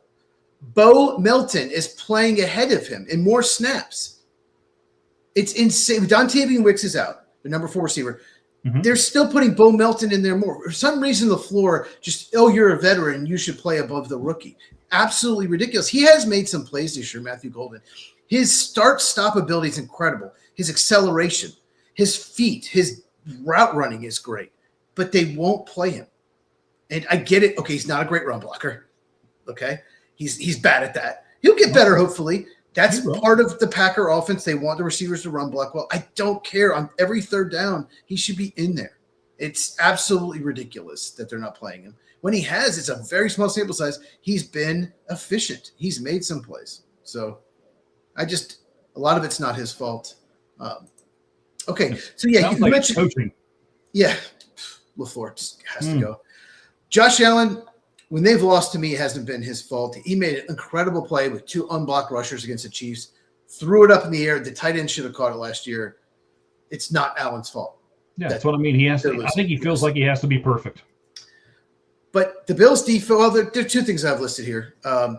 Bills' defense has been terrible this year. The rookies they drafted haven't really done well. Any game they can just get absolutely lit up. And they can't let that happen, first of all. But what the Bills have to do, because they can't stop anything, they have to force Trevor Lawrence to be the old Trevor Lawrence into turnovers. The old Trevor Lawrence will make a play, one pass, and then miss what are you doing? Terrible decision-making, bad interception, just lately he's been amazing. He's been terrific. They need the old Trevor Lawrence to show up. They need to force him into mistakes or they will not win this game. That is my key. Bills are actually favored by 1.5. There's some road favorites. Okay. You obviously think Jacksonville will cover and win. I agree. Yes. I just think Jacksonville's a better team and I think they're better coached as well. Okay. Any more to add about that game? No, I'm sorry. You probably see me a little distracted over here. I've got an idea in my head that I want to make sure we get to on a future show. And I know I'm too old. I'll never remember it past the end of this show. So I have to write it down real quick. That's what I'm doing. You can message me at X or text me, and I'll remember. Okay. But you have to remember to do that later. Okay, yeah. See, yeah, better write it down. Right. Okay. All right. Next matchup is the 6-seeded 49ers in the NFC at the Philadelphia Eagles, who seeded the 3 seed. What is your key matchup or player in that game? This one's a little strange too, because I think that it's really easy to pick quarterback, running back, stuff like that. I think it's going to be the leadership and the fire of the 49ers tight end, George Kittle. There we go. That's his name. Mm-hmm. George Kittle is an emotional guy. He's an emotional leader. He grabs that team and they all kind of gravitate towards him. If he can pull this team together, I do give the 49ers a shot to win this game, but not if they play like they did in the last game I watched them play. 3 points? Yeah, they looked terrible. And there seemed to be no emotional leader on that field. Like everybody was just kind of going through the motions. And I think they need Brock Purdy's not that guy. Not that I don't like Brock Purdy. He's just not the rah leader guy. He's the steady guy who will not do anything wrong. He reminds me of like a Trent Dilfer type of a quarterback who he's better than that. Well, he's better than that. Okay. But I mean, that's what I mean is he reminds me of that guy. He's not Purdy's got to make this huge throw right now. He's not that guy. He's the consistent guy. He doesn't make many mistakes, but he also doesn't like yell at the lineman on the sidelines, and he doesn't go up to the receiver and be like, "What in the world was that? You turned the wrong way," or whatever. He just kind of lets things go, and he's like, "Okay, well we'll play another down and we'll get another series and it'll be fine." But Kittle's the guy who is the fuel behind that fire. And if there's no fuel, there is no fire. And if there's no fire, the 49ers are done. I think Kittle's a Hall of Famer. I think he's one of the best tight ends in the NFL. He has been for years. That's always when I talk about Hall of Fame. Are you one of the best in your position for many years? And when he's not in there, because he does get banged up a lot, when he's injured, their offense is different. Brock Purdy is the classic. He's going to carve up all the bad defenses. He's smart. He's perfect for the system. Shanahan's a very good offense coach. He's going to carve up. But when he faces a great defense, like the Seahawks, yeah, it was rough. So, yeah, that's the key for me. So, the key for me is different. The 49ers defense has had a ton of injuries. They're missing Nick Bosa. They're missing multiple players on the defensive line, missing Fred Warner. They're starting 4 or 5 guys on defense that should be on practice squads. Let's be honest. Their defensive line is – I'm going to pull it up here because I want to see if you even know any of these players. You ready? Okay. Yes. Now, I'll say this. I don't know. I mean, Alfred Collins is starting. He was a defensive tackle. He's a second-round pick, so that makes sense. Bryce Huff is starting at edge rusher. Do you know who that is? Nope. He was inactive in the playoffs for the Eagles last year. Inactive. Sam Okianuadu is another defensive end. I don't even know his name. Yes, only because I was laughing at you trying to pronounce his name. Sure, I know who he is now. Say what was his name again, please? I'm not going to try again. The other defensive tackle is Kalia Davis. Have you heard of any of those players?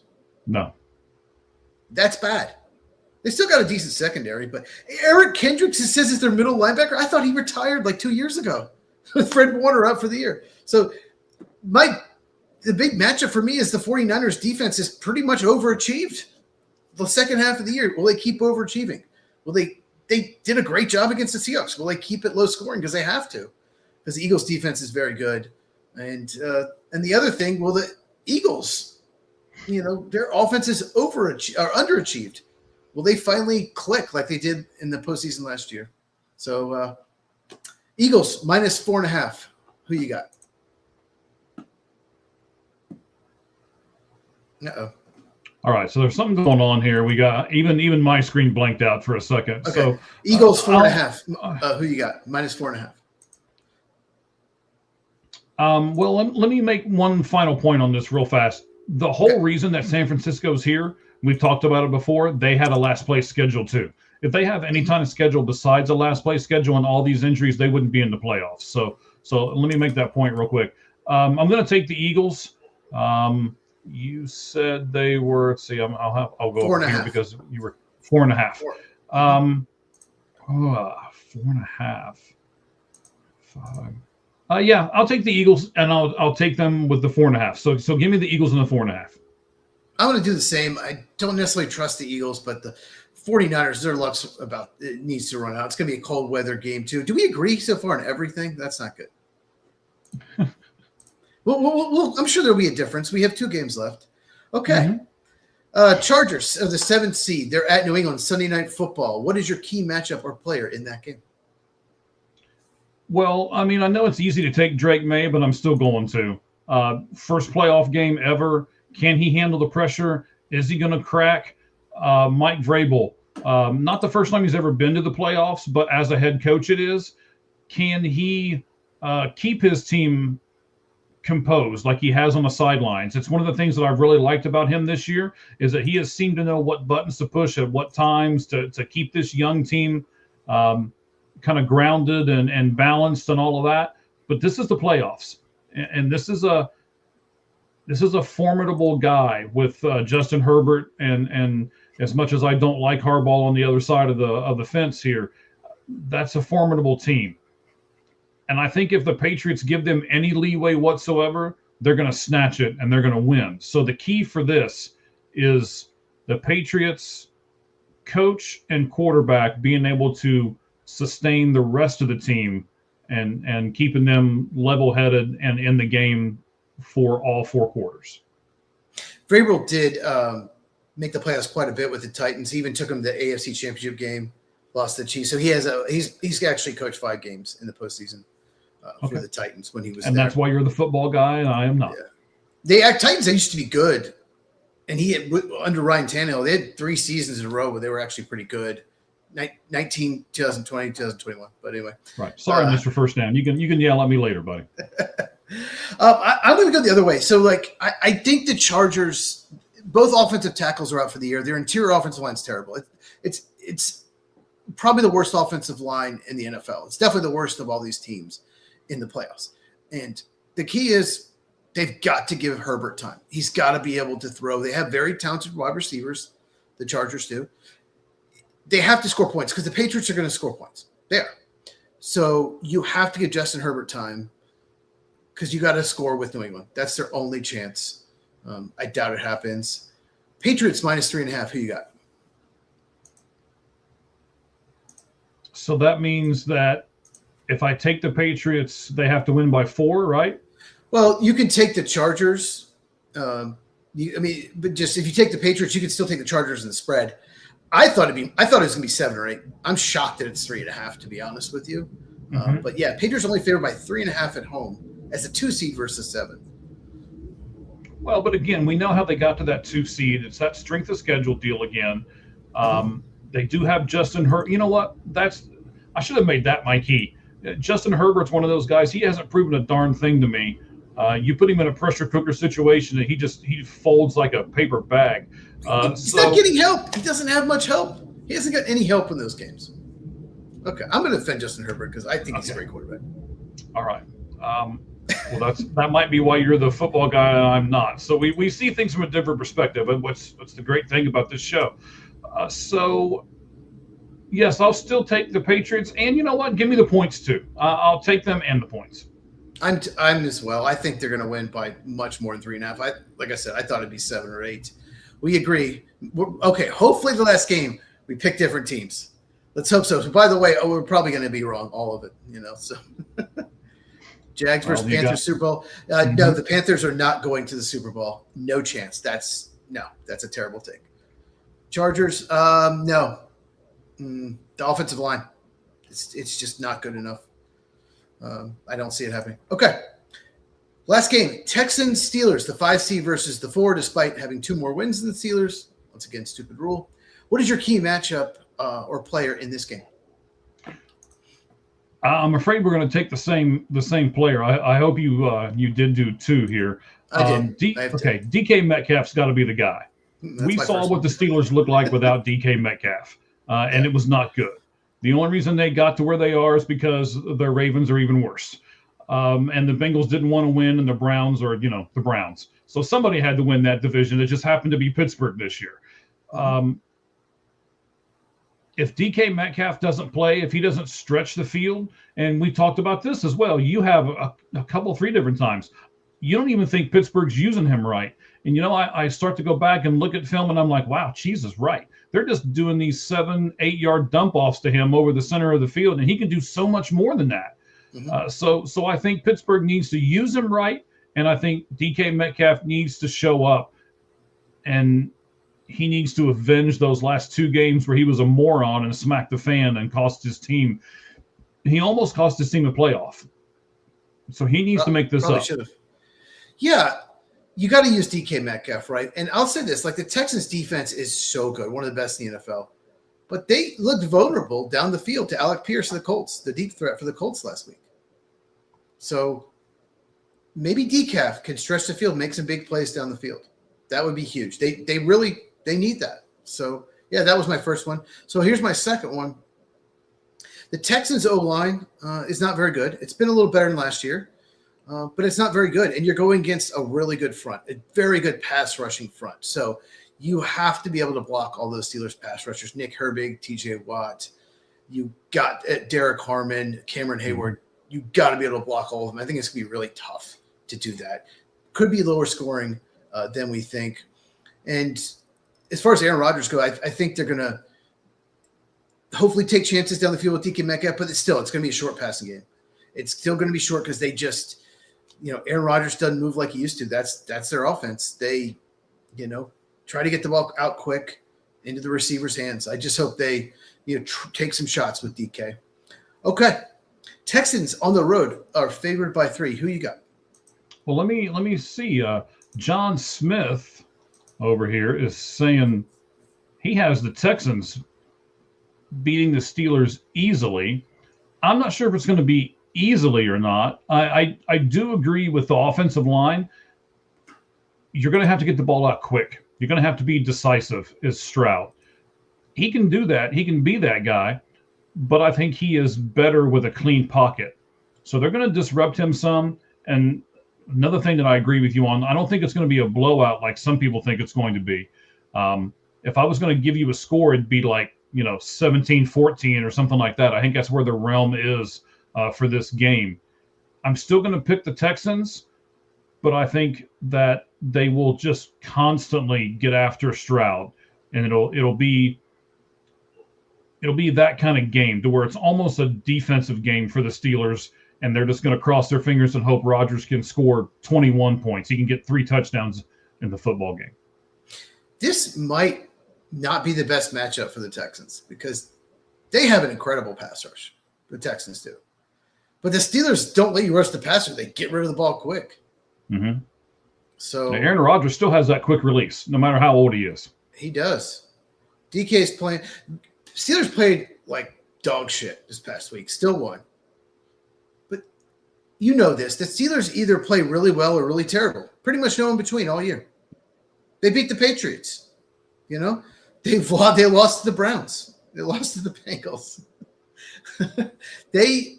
Bengals without Burrow. I was going to say, yeah. Yes, let's qualify this. Yes. Yeah. Yes. So you know what? Let's do it. Give me the Steelers. They're going to play better. They're at home. Give me the Steelers to win 20-17 over the Texans and obviously cover the spread. So there we go. We had to pick one difference. So I'm going to change mine. I was going to pick the Texans. I'm changing it. I'm going to piss off a lot of people I know, some of my friends here in Houston. I'm going to take Who were your friends? Yes. Well, I feel like one of the 4 or 5 teams, it's ridiculous that another team with a better record has to go on the road. But I feel like one of those teams, Panthers or Steelers, is going to win. I don't know which one. So give me the Steelers to win the game. All right. I tell you what. Let me do this real quick because I failed to do it a minute ago. We are going to have a guest next Tuesday right here on the Lights Out Sports Podcast, which, by the way, is trending #1 right now on everyone that we follow. Over 7,600 people, and you guys are making us #1 on X right now. We certainly appreciate it. Tommy Bennett, he's a big Red Sox fan. He is part of the Pesky podcast for the Boston Red Sox. He's a big guy as far as the Bruins, the New Jersey Devils, and the Diamondbacks as well. We're going to talk a lot about baseball next week. The college football game will be down to one, so we can shorten that segment a little bit, and we will widen the we'll widen the MLB segment a little bit next week. Can I ask you live on the air if we can do the awards? No, yeah, we have no enough time. Yeah. Okay, so let's do the awards next Monday. How about that? We're liking this Monday thing. Well, there is a playoff game next Monday, the Texans Steelers. So okay. And what time does that start? Oh, look. Maybe we'll do that like we did a couple weeks ago, and we'll go right up to that Monday night game. So it starts at 6:15 your time, 8:15 Eastern. All right. So let's go ahead. And you want to do it at 5? Can you do it 5 my time, 6 your time? Yeah, we can do it then. And and we're doing awards. So anyone watching, we're going to do the major awards, the normal ones: Coach of the Year, Offensive Player of the Year, MVP, Defensive Player, right? But we're also going to be negative. We're going to do the least valuable, worst Coach of the Year. We're gonna have fun. I have time now. I might even come up with some even crazier awards. So Mike has to do all this research, make him work for it. I think I'm going to add a few. We'll see. So we're going to do that show on Monday. Make sure you check that out. I want to do something else with you too. I know we're doing this like instead of doing it off air, we're doing it right here in front of everybody. Can you put something on your account? I'll put something on my X account to where we're going to do a fan award. We'll let the fans pick an award. We'll give them from now until we'll say Sunday. We'll say Sunday night till the playoff games are done. We'll give them all that time, and they can pick an award, and we'll choose one that the fans suggest, and then we'll do that award too. So we'll do a fan award. How about that? Sounds good. Okay, before we do the lights out list, top 10, 2 things left. We're going to predict who's going to go to the Super Bowl. But first, I did a poll. Started yesterday. The poll was, what 6th or 7th seed has the best chance to reach the Super Bowl? The 6 and 7 seeds, I'll list them here, are the 49ers, Bills, Packers, and Chargers. Interesting. The Bills got off to a real early lead, but actually tied with the 49ers at 38%. A little shocking. I think the 49ers, you have to win 3 straight on the road, basically, to make it. So the 49ers, Bills, both 38%. Green Bay Packers are at 19%. Yeah. I didn't vote. I probably would have voted for that. Anyway. And one, I guess, so the Chargers finally got a vote, 5%. I wondered if the Chargers were going to get a vote. Right at the last second, they got a vote. So the Chargers, 5% say the Chargers. So the fans think the 2 6 seeds, 49ers, Bills, have the best chance. Okay, so I've got to get everything back up here. So the Chargers play the Patriots. Sunday Night Football. Correct. Okay. And then you probably got it in front of you. Who would the Chargers play next if they made it past the Patriots? Denver. So if the Packers win, they're at Seattle. If the Chargers win, they're at Denver. That's the only one we know for sure because you play the lower seed if you have a bye. The rest of the seeds depends on who wins and who loses. Although I'll say this, pretty much. Yeah, that's it. I know their line's bad, but I'm not sure what the Patriots are going to do in the playoffs. And Denver's going to turn back into the pumpkin eventually. So I'm going to actually take the Chargers. Of those 4 teams, you think they have the best shot? Yeah, I think the Chargers have the best shot. I get why people pick the Bills. I get it. There's too many flaws in that team. Yeah, their defense just sucks. If Micah Parsons was on the Packers, I would definitely pick. I'd still pick the Packers just because I don't think any of them are going to make it. To be honest with you, I don't think any of them will. But yeah, I was just curious what the fans thought.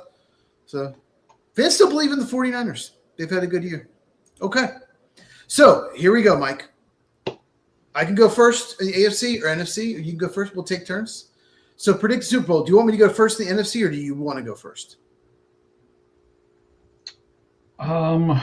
Go ahead and go first. I'm still Okay.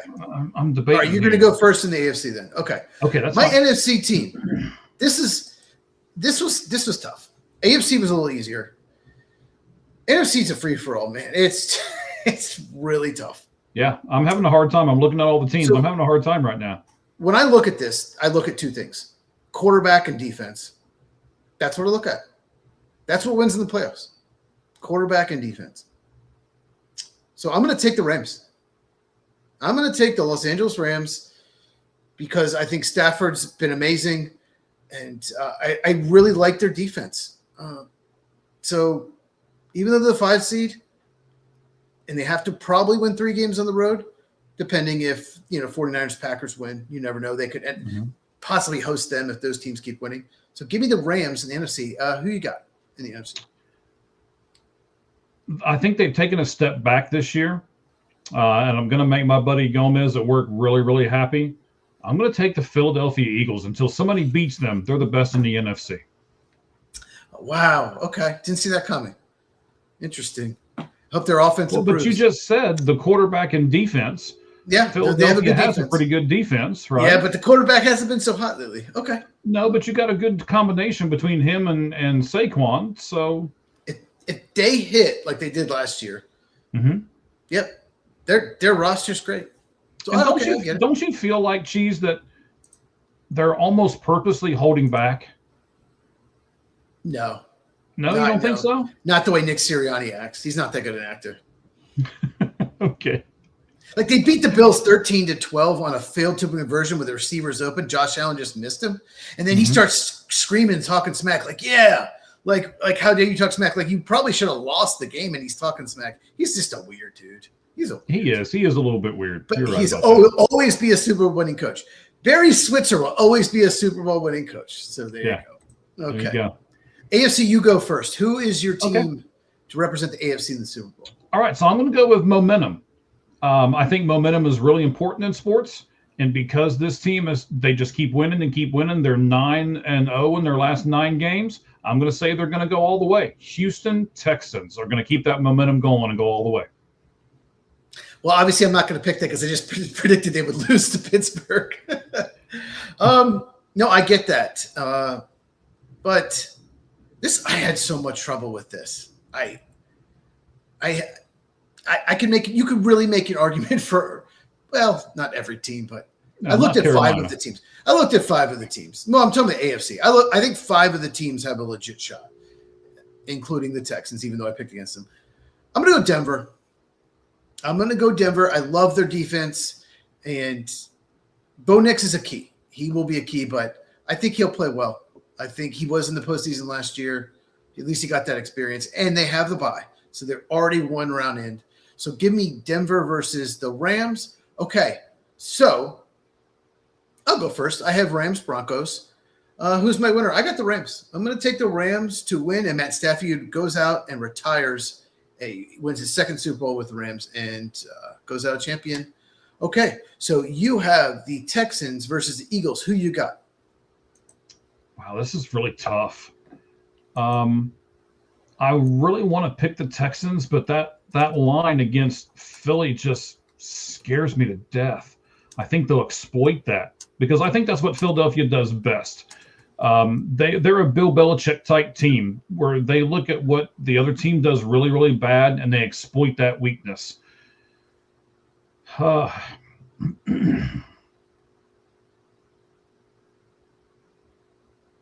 You're The picking a Texans. repeat. Oh, I'm going to take the Texans. You're taking the Texans. So the Houston Texans.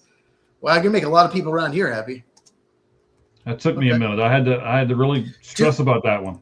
Do you realize we both just took the 5 seeds in each league? No, I wasn't looking at seedings. We both just took the 5 seeds. But that's what this That's what playoff the is NFL about. is this year. Yes, that's crazy. I just could not pick the Seahawks. I just don't trust Sam Darnold. I just can't do I'm it. with you. No one's. Did you know the Bears have like the 4th worst chance of the teams? 4th worst chance, Super Bowl odds, like winning it all in Vegas. Did you know that? No, So I they did don't not. believe in the Bears at all. The Packers are favored. So no one's going to pick the Bears except Bears fans. Yeah. Okay. Well, to recap, Mike thinks it will be, because we had to pick. I didn't really want to. He has the Texans, Eagles, Texans winning. I have Rams, Broncos, Rams winning already.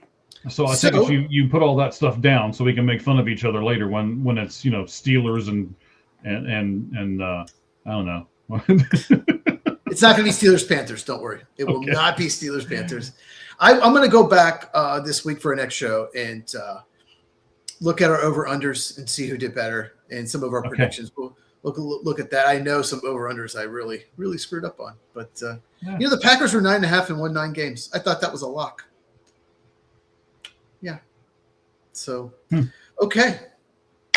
What's left? Somebody said that guy you traded for was going to get hurt. And anyway. You said play 5 games. Okay. You said play 5 games. You said miss the playoffs. You said miss the You said the Packers would miss the playoffs. Yeah. They almost did. They're the 7th seed again. They made it. But they went to the playoffs, so I'll give them that. They went to the playoffs. What 2 teams did you have in the Super Bowl again? I think I had the Bengals and 2 teams that didn't make the playoffs. Maybe the Buccaneers. Were there 2? Who else did I pick? I can't remember. I think you picked the Buccaneers. Oh, I did. You are right. Hey, I didn't do much better. I had Ravens, Packers. So it wasn't much better. We'll do better next year. We promise. Okay. I think it's lights out this time. Yes, it is. All right. I'm going to try the music in the background, but we've had a little bit of difficulty. So if it bleeds you out, I'll cut it off pretty quick. All right. Okay. Down, maybe that won't. We start at 10 and go to 1. Before we start this year, both agree that we hire Matt Nagy to be taken out from the back of the field. No. There you are. I could not hear a word you were saying. That's okay. So I just turned the music off, so we're good. Oh, okay. So can we both agree that if a team hires Matt Nagy, all of them should just be taken out back at the woodshed and just shot at point blank range with the largest caliber weapon you have? No, I think they should be tortured. They should suffer. Oh, okay. But aren't you? I'm almost positive somebody's going to do it because of the media pressure, and they're going to regret it.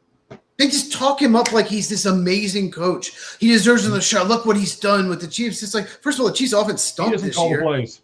He doesn't call the plays. The Chiefs offense stunk this year.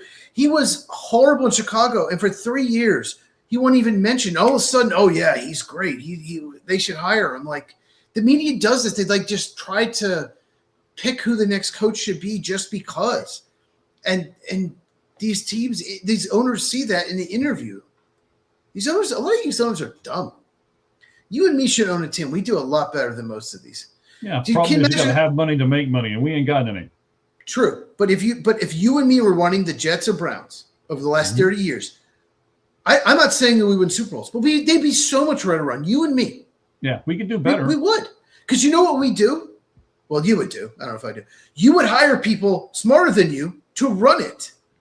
You would. No, but just think about this. Owners don't do that. That was a great. But the thing is, they make horrible decisions. Mm-hmm. Or Dan Snyder, when he owned the Redskins, he thought he was smarter than everyone. He would overrule his front office all the time because he thought, I'm a billionaire. I'm smarter than you. So, pack right there. Pack. Passive aggressive cheese. Pack right there. I'm not saying you're not smart. I'm saying you'd hire a really smart front office person. That's not what I heard, but okay. Run your department. That's what I meant. Yeah. Yeah, the media relations department that has nothing to do with the football team, right? No, the royal you. The royal you, not you specific. Okay. The royal you. Sounds good. Let's get into this list, man. I'll go first because I'm going to put a guy at the bottom of this list that I don't think you think is going to get a hire, but I'm going to put him there because I do think he'll get something that might not be a head coach. Real quick, this is the top 10 candidates. If you're just joining us, the top 10 coaching candidates according to us. We did our top 10 list that we think should be hired. Go ahead. If you're just joining us, where have you been? I know. And you should subscribe to my YouTube channel at Football with Cheese, CHEZ. Right. And you should go over to the Lights Out Sports YouTube channel. And hey, you know what you should do? Hit the button that looks like that and subscribe and hit the bell for notifications so you never miss a video. Nailed it. Look at that. All You're right. smart. You're very smart. Stop it. I wasn't smart 5 minutes ago. Smarter. You wouldn't Smarter. hire Andrew Berry. You would be smart enough not to hire Andrew Berry. Well, wait a minute. So we're not podcasters. What are we? We're a smarter breed. We're podists. Podists. Yes, we're sniffly better than podcasters. Yes. Yes, we are. Yes. Mhm. Okay, I like it. We're the royalty of podcasters. We're podists. We don't podcast. We're potters. We're Potters. potters. We potter. Hmm. Yes. As long as we don't putter when we potter, I think we should be okay. Okay. Number 10 for me, coaches who I think will get. So the top 10 coaches that will fill some of these positions that are open right now. Jonathan Gannon for me is going to be number 10. Just let go by the Cardinals. I know. I see your eyes. So I'm going to put him at 10. It's a coffee mug. Thank you. I still think that he'll get something. Not sure if he'll get a head coaching spot, but I do think he'll probably get some kind of defensive coordinator thing before it's all said and done. But I think he has an outside shot at getting the head coaching job. He won't get a head coach job, but I do think I think he's a good defensive coordinator. So, yeah, I'm going to go quick through this because I'm hungry and I have all this leftover chicken. Okay, my number 10 is Joe Brady. He's the offensive coordinator of the Bills. Okay, yes, they have Josh Allen, but I still like his play design. I still like the offense. They run the ball. A lot of offenses just give up on the run. He does not, even when they're behind. So I like that. I like his play calling. And they don't have a great receiver, like a number one receiver. So Joe Brady, offensive coordinator of the Bills.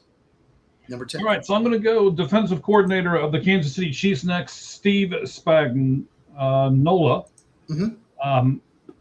He's with the Chiefs. He's in a really good coaching tree there, and I think somebody will take a chance on him. So that's why I've got Steve Spagnuolo at number 9.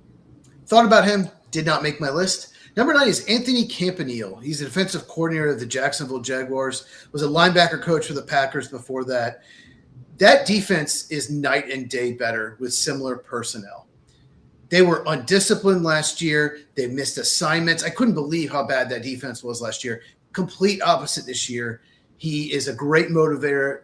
It's a very disciplined defense. So I think he will be a future head coach. Maybe not this year, but future. All right, my next guy is also going to be a defensive guy at number 8, the Colts defensive coordinator, Lou Anarumo. I think because of where the Colts and things were, even though they faltered and didn't make it into the playoffs, it wasn't because of their defense. They stayed strong, and I think somebody will take a chance on him possibly. So it goes Jonathan Gannon, Steve Spagnuolo, and Lou Anarumo so far. More on him right now. Same, 8, Lou Anarumo. He's got the blame in Cincinnati, but the defense has just very little talent. Mm-hmm. Absolutely ridiculous. He did a great job with the Bengals when they actually had some talent. The Colts defense, once again, it's an okay group. It's not great. And he's just one of those guys. Like he can play man, play zone. Like he makes adjustments based on his personnel. So that tells me he's a very smart coach.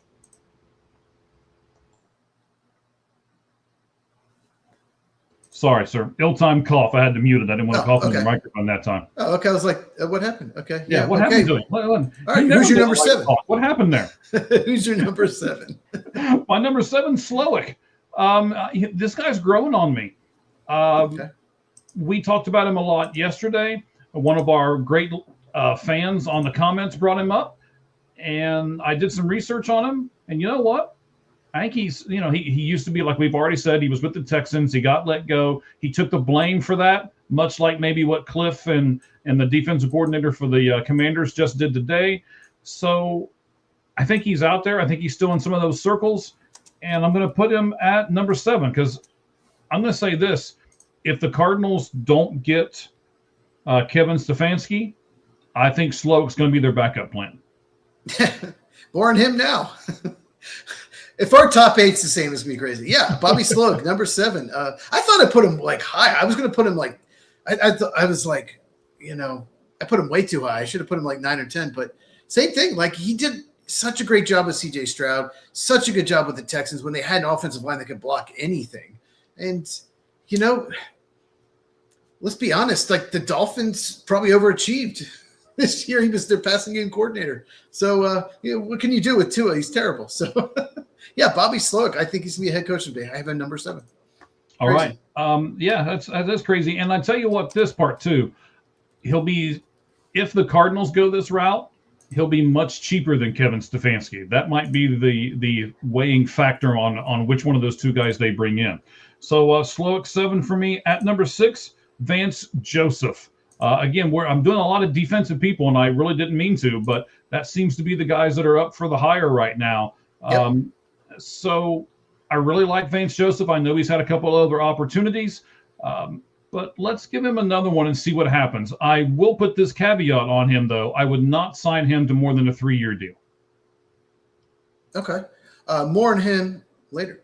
My number 6 is Matt Burke, the defensive coordinator of the Houston Texans. He's done a tremendous job, and he calls the defensive plays. DeMeco Ryans, you love this. The head coach doesn't call the plays. He doesn't call the plays. Matt Burke actually calls the defensive plays. Done a tremendous job with the Texans defense. Improved, too, throughout the season. So I really like that. Yeah, Matt Burke, he's not probably the sexiest name out there, but I see him getting a head coaching job in the next few years.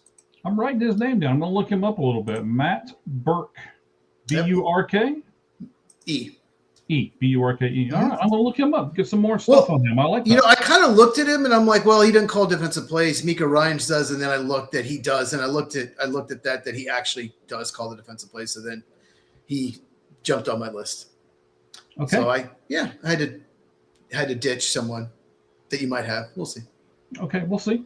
Well, I know you're not going to have this guy on your list because I said he was going to be the new Falcons head coach, and I thought you were going to lose your mind yesterday when we did our show that you can go back and watch on the Lights Out Sports Podcast YouTube channel. That is our show from yesterday. Here we go. Oh, he's already knowing. He knows what I'm going to say. Irishman. I think he will be the new Falcons head coach. Brian Kelly, for me, is at number 5. Yeah. Okay. I'm not going to drag it out. I'm just going to let it simmer out there. Not a Brian Kelly fan, in case you didn't know. Number 5, you've already mentioned him. Vance Joseph. He's the defensive coordinator of the Broncos. Ironically, he used to be the head coach of the Broncos. But he was only there 2 years. And his quarterbacks, his first year was Brock Osweiler. His second year with the Broncos was Case Keenum. So he had a backup as his quarterback. So he deserves another shot. And he's done a great job with the Broncos defense. I think it's probably about 50-50 he gets a job. Vance Joseph, number 5. All right. So this guy is the highest new person on my list because numbers 1, 2, and 3 are all going to be people who have had head coaching jobs before now. So, he should feel proud that he's this high on my list, and he is the guy with the least amount of coaching experience on this list. But that is this high. But it's because of his last name. It's because of his lineage, and it's because of the job that he's done in L.A. Chris Shula is my number 4 pick for the people who are most qualified to be a head coach this coming season in the NFL. I just couldn't put him in the top 10. I just, he would have been probably 12 or 13 for me. Just couldn't make it, but he is definitely a hot name. Look out for the Giants with him. There's a rumor they really like him. Mm-hmm. Number 4, retread coach. It's funny. It's my last retread coach. The other 3 are not. It's Kevin Stefanski. Our lists are not going to be the same. Oh, no, definitely not. One of the people you have is I bumped him when I put on Matthew Burke. So, but yeah, Kevin Stefanski is my number 4. It's amazing. He's only 11 games under 500 in 6 years with the Browns. 2 coach of the years. Couldn't put him higher because you know me. I love coordinators up and coming more than retread coaches. Otherwise, he probably would be higher, but I think he gets a job. I'd be shocked if he didn't. So Kevin Stefanski, former Browns coach, number 4. All right. So we've each done our number 4s. Let's do the top 3 here. My number 3. Again, this is the guy who I said yesterday is going to go to the Tennessee Titans. I know he got fired today, but I really don't think it makes a whole lot of difference. Cliff Kingsbury, for me, is number 3. A really good offensive guru, does real well with quarterbacks. and the Titans need their offense to improve, and they've got a quarterback that is very young and impressionable right now, and I think Cliff can make a big difference there. Watch out for him in Baltimore as well. He didn't make my top 10, though. But he would have been my top 15. Just didn't make my top 10. My number 3 is Jeff Hafley. He's the defensive coordinator of the Green Bay Packers. He's done a great job with the defense. He can play man. He can play cover 3. He adjusts based on what team he's playing. I love that. And he's a leader. You can just see his press conferences when he talks to the team. Like he is a natural leader. So I think he has a great chance to get a job. Hopefully, if Packers retain LaFleur, he doesn't get a job. But yeah, number 3, Jeff Hafley. All right. And you said yesterday that would be the guy that you would hope that would take over for LaFleur if they end up letting him go, right? Yeah, their personnel fits his style. Like, he's been there 2 years now. The way they've drafted and signed free agents the last couple of years are players that fit his scheme. So a lot of times when people get new coaches and new coordinators, you have to completely redo the personnel to fit the scheme. It takes a year or two. So they don't have to do that with him. But like I said, he's a leader, and he was the head coach at Boston College for many years. So okay. So we like that. All right. Excellent. Yeah. Again, another retread for me. So if you guys didn't get a chance to do it, you should go back and watch the show that we did roughly about an hour. So it's not as, it's half of what this show is. But we did all of these Black Monday things, the hirings, the firings, and who we thought were going to do what. My number 2 guy is the guy that I think is going to be hired by the Las Vegas Raiders. We should also say this right here. What did you send me? The Athletics got revoked for a bunch of different names. That's kind of crazy. Hold on, you sent it to me. Let me grab it real quick. They got knocked out for names like where are you in the Las Vegas Athletics? They can't be the Las Vegas Athletics. The patent was rejected. Yeah, so they got the Las Vegas Athletics patent was rejected, and the Vegas Athletics was rejected by the U.S. Patent and Trademark Office. So I don't know what they're going to have to do. They're going to have to change their nickname? I don't know. Yeah, that's going to be interesting. They're just going to have to call them the Elephants or something, I guess. I don't know. Expos. The Expos. We're bringing the Expos back. There we go. Yeah. It's just going to be in a different city, but we're going to bring back the Expos. I like it. Well, what about Vegas? They could be the Las Vegas slot machines. It could be the Las Vegas call girls. There you go. I'm liking this. Yes. The Strip. That's what The we'll call them. The Blue Man Las Group. Vegas Strip. The Blue Man Group. Oh, man. What is that? What is that thing where the people are on top like limbs? What is it called? Cirque du Soleil. Oh. The Las Vegas Cirque du Soleil. Anyway, we got to grab this show and bring it back. Hang on, let's grab it with both hands. Bring it back. Bring it back. Bring it back. Brian Flores will be hired by the Las Vegas Raiders. So he's my number 2 guy on this list. I think that the Tom Brady tree is going to come back for them. He's going to be a big influence on that since he owns part of the team. It's a minuscule part, but still a part of the team. And I think Brady's going to use his influence to make that happen. Yeah, he's the one I got bumped. He was 10. I had to bump him to 11. The reason I didn't have him higher is because he had a pending lawsuit in the NFL. He felt like he was only getting interviews to satisfy the Rooney Rule. To satisfy the Rooney Rule. Thank you. Mm-hmm. But also when he was the Dolphins head coach, he rubbed a lot of veterans the wrong way. A lot of people did not like playing for him. So I just decided to move him down and then eventually off the list. But he is a tremendous defensive coordinator. He's one of the best defensive coaches in the NFL. Okay. My number 2 is Jesse Minter. He's the defensive coordinator of the Chargers. He followed Jim Harbaugh from Michigan, was the defensive coordinator there. Every year his defense is amazing. Every year they seem to be great. And the Chargers don't have a lot of great they don't have a lot of talent on the defense. It's average at best. And they still are a good defense every year. So I think he's destined to get a job within the next couple of years. I would be shocked if my number 1 guy does not get a job in the NFL this year, unless it's by his own volition, that he doesn't, maybe he wants to go to TV or he wants to do something else. Everybody's going to be knocking on Kevin Stefanski's door, and I think he's going to go. I said yesterday that he will go to the Arizona Cardinals. Maybe that's just me crossing my fingers and hoping that that's what happens. But I would not be upset with Slowick either. So I hopefully the Cardinals will hire one of those two people. But regardless, I think Kevin Stefanski will be a head coach in the NFL next year if he chooses to do so. So he's my number one guy. Side note: we did this list before John Harbaugh was fired. Otherwise, John Harbaugh would be my number one. So we both did this list before that. So anybody, if you want to make a comment, what about John Harbaugh? We already had prepared this list. So, and to be honest, I don't think John Harbaugh is going to do a coaching thing next year. I think he's going to go to TV or something like that. I do. I think he'll sit out for a season or two. He would have been in my top 5 if I had if I'd done the list before or after before he's fired. Okay. Recap. Number 10, Joe Brady, offensive coordinator of the Bills.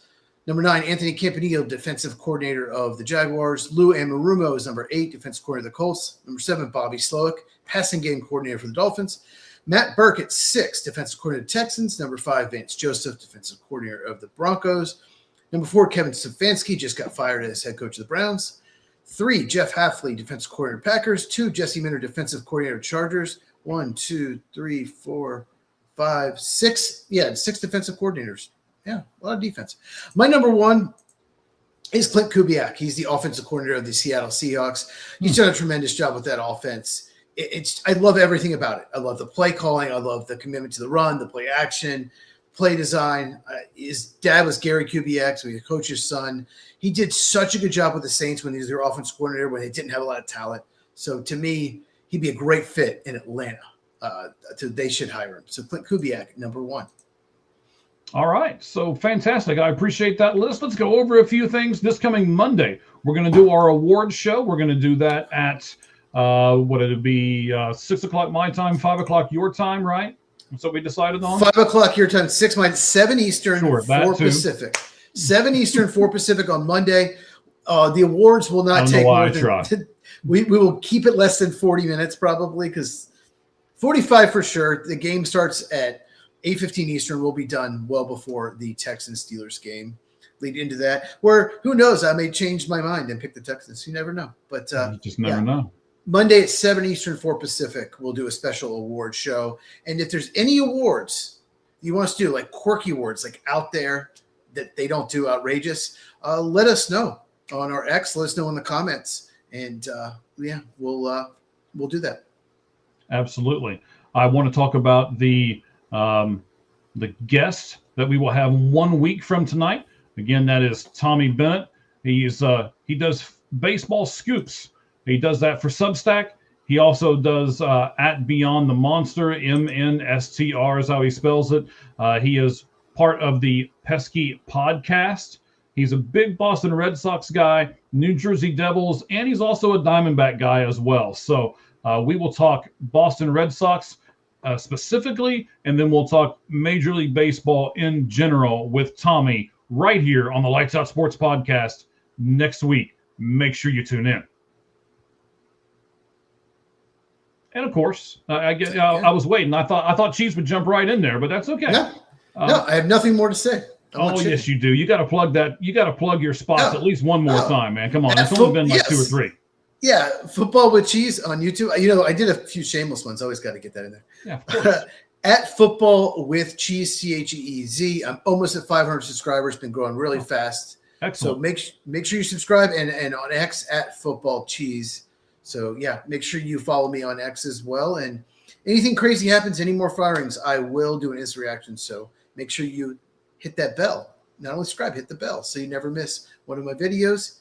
And make sure, if you're on YouTube, if you haven't hit the thumbs up on this, make sure you do so. All right, fantastic. You can also go over to our YouTube channel. You guys have been doing it. Like I said it yesterday. Over the weekend, we had almost 12,000 views. We got a lot of shorts going up. We did a lot of our shorts from the show from yesterday. We'll do more shorts from this show today. I'm sure that'll be a meme. So we will be able to do all of that. We appreciate all of you doing things with us. The Red Hot Reds did their show on Sunday. We put a few of their shorts over on our channel too, because all of us are in this big collective group called All Sports, or no, daggone it, All Gloves Off Sports Media. I was jumping to the sports part because that's the most important part to me. So All Gloves Off Sports Media. It is the Lights Out Sports Podcast. It is Football with Cheese. It is Sirhan on Sports, who is coming soon. And it is also the Red Hot Reds podcast. And we're soliciting a few more people. We are on Spotify. We are on Apple Music. We are on X. We are on YouTube. We are everywhere, ladies and gentlemen. If you don't want to listen to us, it's not because you're not trying, because we're everywhere. Are we on MySpace? We used to be, but it's archaic now. So yeah, Justin Timberlake bought that, and it's over. Okay. MySpace. Listen to you. Brings back memories though, because I used to do a lot. I thought MySpace was so cool back in the day. I never did a MySpace. No, you never did that? You could, do the little codes, and you could change the word colors and make it flash and all. I thought I was so cool, way back when. 30 years ago when I was in my 20s. Thought. Past tense. 30 or 40 years ago, yeah. Yes, sure. That's what we'll go with. All right, ladies and gentlemen. Hey, we certainly appreciate each and every one of you. Thank you all very much for being with us. Cheese, anything you want to, any melted cheese you want to put on the top of this this salad, this taco salad, before we let everything go?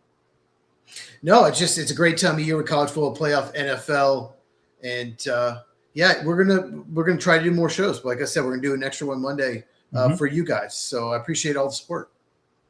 Fantastic. So, for those of you who have just joined us, again, where in the world have you been? We did the college football playoff. We did a couple of MLB things. We did a lot of NFL this week because of all of the playoff things going on. So we love you. We appreciate you. We thank you for being subscribers and viewers. And if there's anything that we're doing wrong, it's all Cheese's fault.